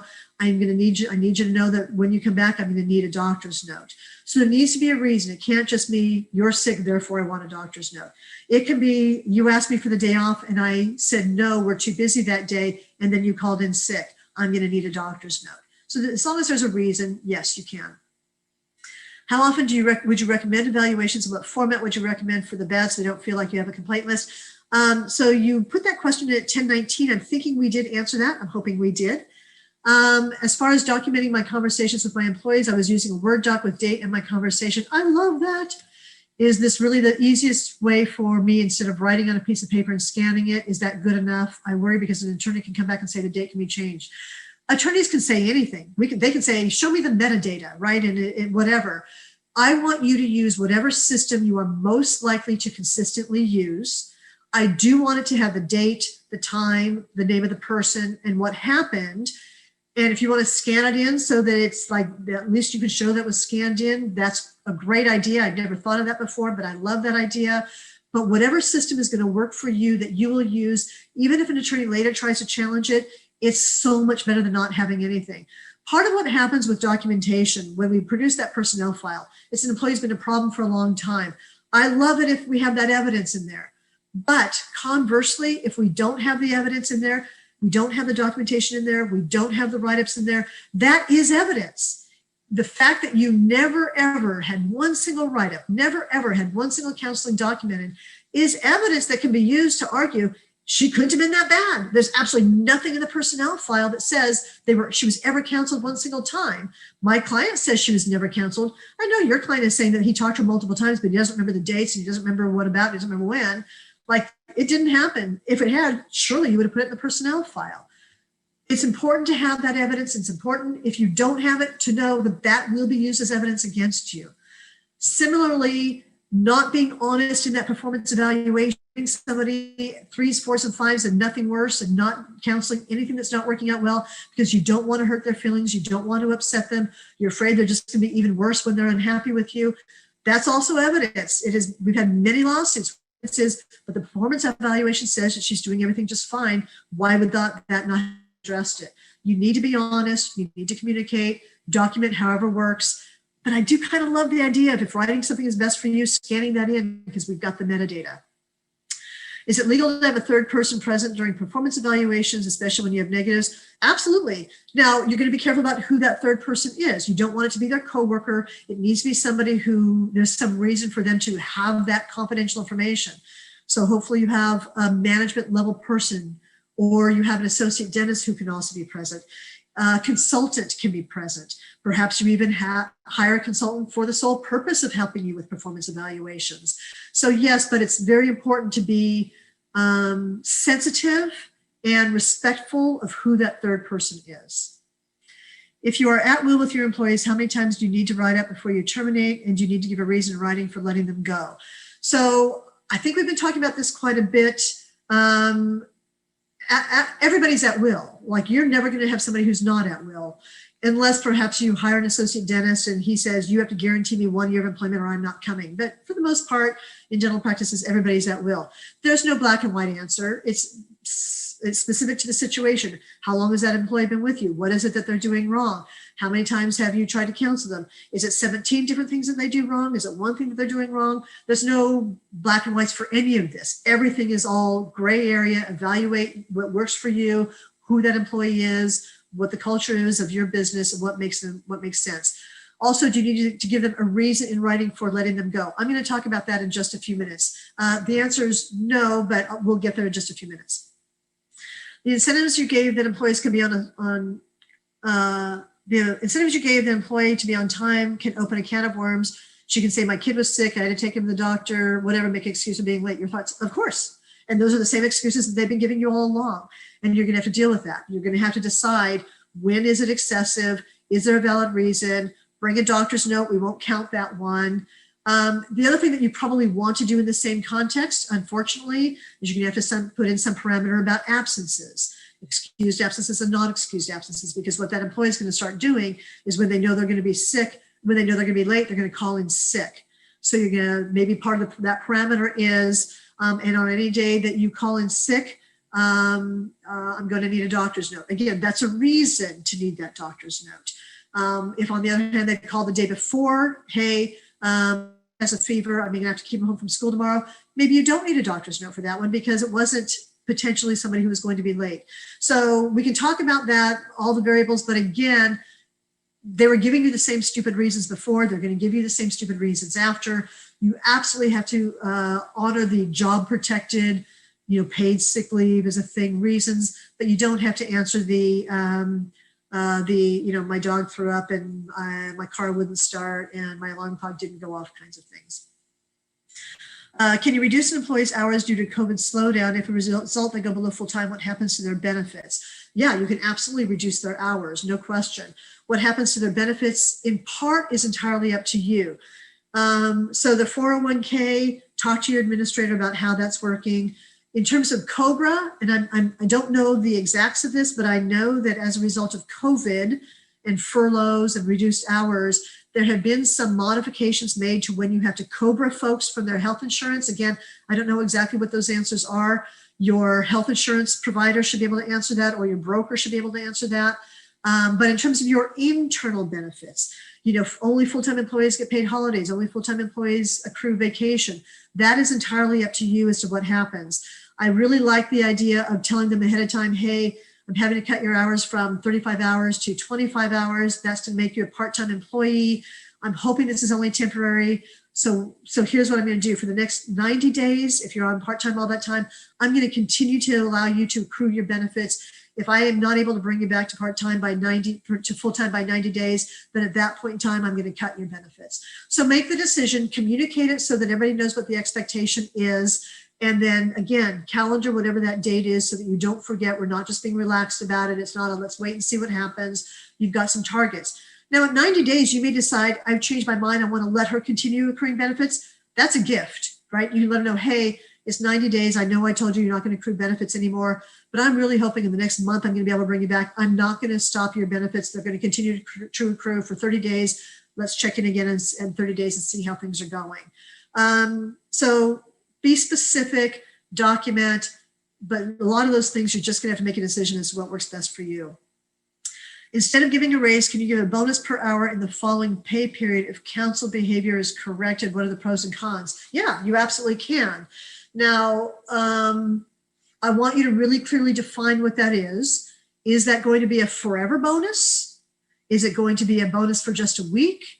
How is that bonus going to impact overtime calculations, which we'll talk about next week? So yes, you can. I would probably not do it as a bonus per hour.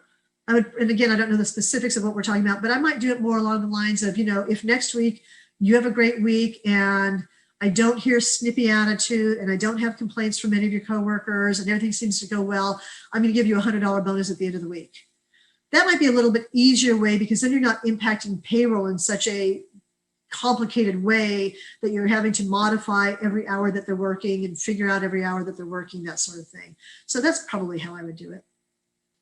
Voluntary quits, layoffs, reductions in force, involuntary terminations, those are all the same, under the same category of an employee exiting. There's certain things that we do in all cases, certain things we do different for each one. So the voluntary quit, hopefully they've given you notice. You can decide whether or not to accept that notice and have them work out that period. You can decide to let them go right then. If you decide to let them go right then, you must give them their final pay on that day, not later. If you decide that you're going to, give them have them work out through that full period, then you're going to have them work out on the last day of employment, then you're required to give them their final pay. It cannot wait until the next pay period, must be the final day. All wages owed, all expenses reimbursed, all vacation PTO accrued, all money you owe them on the last day. In a layoff situation, if you're going to actually be laying off, meaning employment has ended, A layoff is where we are reducing the workforce, we're eliminating your position, we're having other people incorporate your duties. A layoff is not, I'm going to hire somebody else to replace you. That's a firing. A layoff is we're somehow reducing the workforce. Maybe we're outsourcing billing, so we no longer need a billing person. Whatever it is, that's a layoff. Again, all wages due on the last day of employment. Don't lie to them about the reason. Don't tell them it's a layoff. If it's not, you're going to get yourself into trouble, and process the payroll. Involuntary termination, this of course is the one that we all hate more than we hate anything whatsoever. It's miserable, it's awful. Can we just say you're at will and I've decided to let you go, I don't need to give you a reason? I hope I've already answered why that's a bad idea. Can we say it's not working out? Yes, for a new employee, the first couple of weeks, even the first month, you know what? It's just not working out. I'm so sorry. I wish you all the best. Here's your final paycheck. I think that's fine. You don't have to go through a whole bunch of documenting. Of course, I still love documentation, but it's not a huge thing. You know what? This isn't the fit that I thought it would be. I thought you had certain skills that it appears you don't have. You and I just aren't working as well together as I had hoped. Those are also great explanations. But again, if it's a new person, I think you can just say it's not working out. Similarly, if you've bought a new practice, and it's not a practice where you were already an associate dentist, you're brand new to the practice. If in that first couple of weeks you decide that you and so just are not on the same wavelength, or you are not happy with what's happening, I think it's perfectly fine to say, you know what, I just don't think that this is working out for us. I decided to terminate your employment and let you go. I'll talk about that more in just a minute. For all these kinds of terminations, pages 35, 36, and 37 reflect documents that you can use for the terminating employee. Page 35 is really just a checklist for you so that you know that you've remembered to do all the things. Page 36 is a written notification to them. So to answer the doctor's question, do you have to give the reason in writing? In this document, we're giving the nature of the termination. Maybe it's a quit, that's a voluntary resignation. Maybe we've just mutually agreed that today is going to be your last day. Maybe it's a layoff. Discharge is basically an involuntary termination. So we're going to check the box of the nature of the termination, but no, we are not going to give an explanation of why they are being terminated in writing. Here's what I hope has happened. By the time you're getting to termination day, I hope that you've been counseling them. I hope that you've done some documentation. I hope that you've given a written warning. I hope that when you reach termination day, you are able to say the following. Sally, as you know, for the last couple of months, I've been talking to you about things that I've been frustrated with. I know you've been frustrated too. 3 weeks ago, I gave you a written warning, kind of told you the things that I needed to have improved, and I'm just not seeing the improvement that I need. So I've decided to terminate your employment today. You have actually given the reason. The reason is all the things that we've been talking about, and it's all the things that were on that written warning. You don't have to explain it again. You don't have to tell it again, but you have actually given a reason. So that's part of the reason that I want you doing these other things, so that when you get to the most uncomfortable day that you'll ever have as an employer, the day you're firing somebody, you can just easily say, for all the reasons we've been talking about and the reasons that were in the written warning, I haven't seen the improvement that I need. I've decided to terminate your employment. Don't pause. Don't wait for an answer. Don't wait for an argument. Keep going in the conversation. So here's your final paycheck. Or I've already instructed ADP. It'll be direct deposited for you today. I'll send you the pay stub as soon as I have it. You're on our group health insurance. You're going to get COBRA information in the mail. You're part of our 401k. I'll notify the administrator. They'll get some information to you about what to do with your 401k. I want you to know that if potential employers call me for references, the only information I ever give is your dates of employment and the position held. I will not be discussing anything else with them. So if that's any comfort to you, anything else you need them to know, of course, you just say at that point in time. And now let me go with you to walk you out. I need to get your key. I need to get your parking card, security badge. And I really do wish you all the very best. And then you just move on. Now, if at some point she wants to have a further discussion, I don't understand why I'm being fired, right? I hope you can say, it's for all the reasons you just repeat it, right? We all learned that assertiveness training, back in the 80s. For all the reasons we've already been discussing, it's on your written warning that I gave you 3 weeks ago. Let's go ahead and gather your things. Don't give the opportunity for a lot of discussion back and forth. There's no point to it. You've already made the decision. And ultimately, if she keeps asking you to say, you know what, I've already made the decision, let me escort you out, right? And then you stand up, you open the door, you walk out and wait for her to walk out. That's the best way to do it. If you've already been talking about the things, if you've already been counseling, they've already been documenting. Certainly, if somebody just blows up, has something major happen, you're not going to be doing any of those things. You just say, you know what, that was completely unacceptable. Your employment has ended effective today. I will cut your paycheck for you in a couple of hours. If you want to come back and pick it up, you can. If you want me to mail it, you can. It's up to you, but let's get your things and you're gone. Like, then you just do it that way. No time for discussion. If, on the other hand, you're thinking you want to fire somebody because you've gotten complaints and you've had these things, and it may very well be appropriate to give that person an opportunity to explain, then I want you to do a final warning and call them in. Look, here's what's happening. What do you have to say for yourself? Can you give me any explanation for why this is happening? Okay, well, I appreciate that explanation. Thank you so much. You know what? I'm going to have you go home for the rest of the day today. Don't come in tomorrow. I'll be in touch with you tomorrow because I really need to think about this. This has just been a really difficult situation. I need to decide how best to go forward.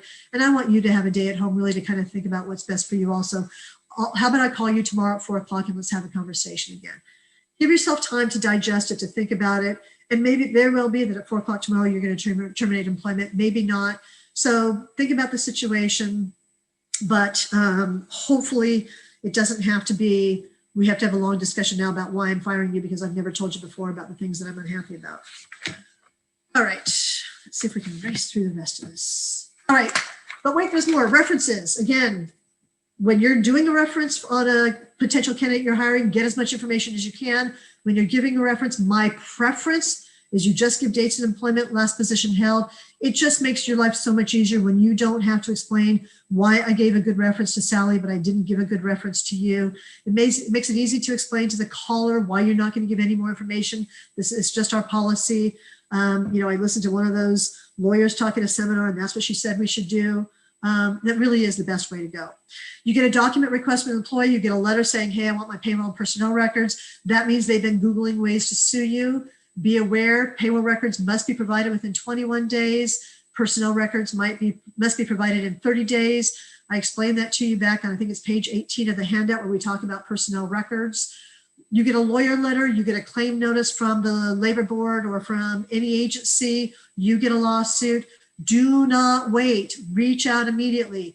Reach out to TDIC. They'll give you the names of panel attorneys you can talk to. I'm one of the panel attorneys. Reach out to me, reach out to somebody.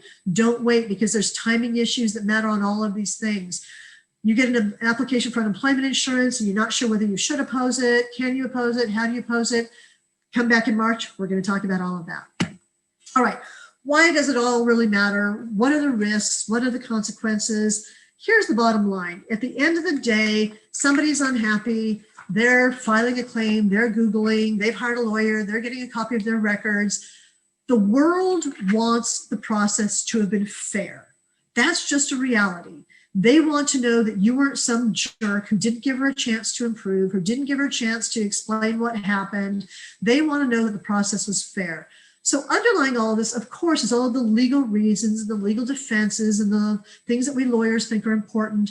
But at the end of the day, whether it's the unemployment insurance person who's reviewing it, or it's the Fair Employment and Housing Agency that's reviewing whether or not you discriminated, whether it's a plaintiff's lawyer who's evaluating whether it looks like you did things wrong, whether it's a jury, the world wants you to have treated this person fairly.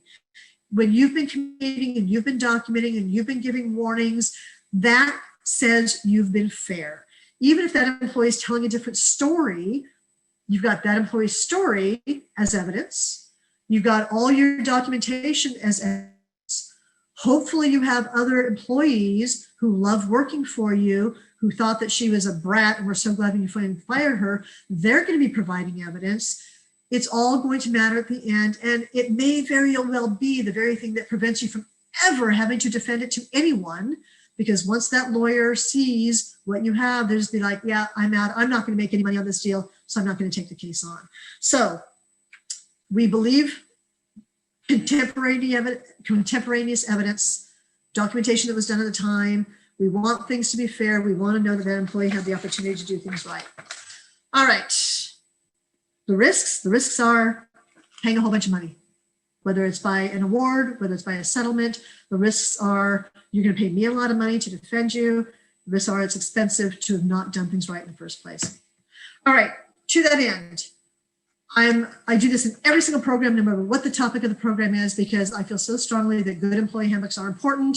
They help, again, they provide more at-will language. They provide all the legally mandated notices, or they should. They communicate your expectations. You're expected to be at work on time. Here's what you're supposed to do if you're going to be late. Here's what you're supposed to do if you're going to be absent. Here's how you're supposed to request time off work. Here's what I want you to do if you've been sexually harassed. I want you to come tell me. Here's how I want you to handle that. It helps you make decisions when you're trying to figure out, do I give somebody a pregnancy disability leave or a workers' comp leave? It helps you because you can look and see, well, what does the employee handbook say about that? If it's a good, compliant, current employee handbook, it'll give you some direction. And it's evidence. When somebody asks for their records and they're threatening to sue you, one of the first things I'm going to ask you for is I'm going to ask you to give me your employee handbook.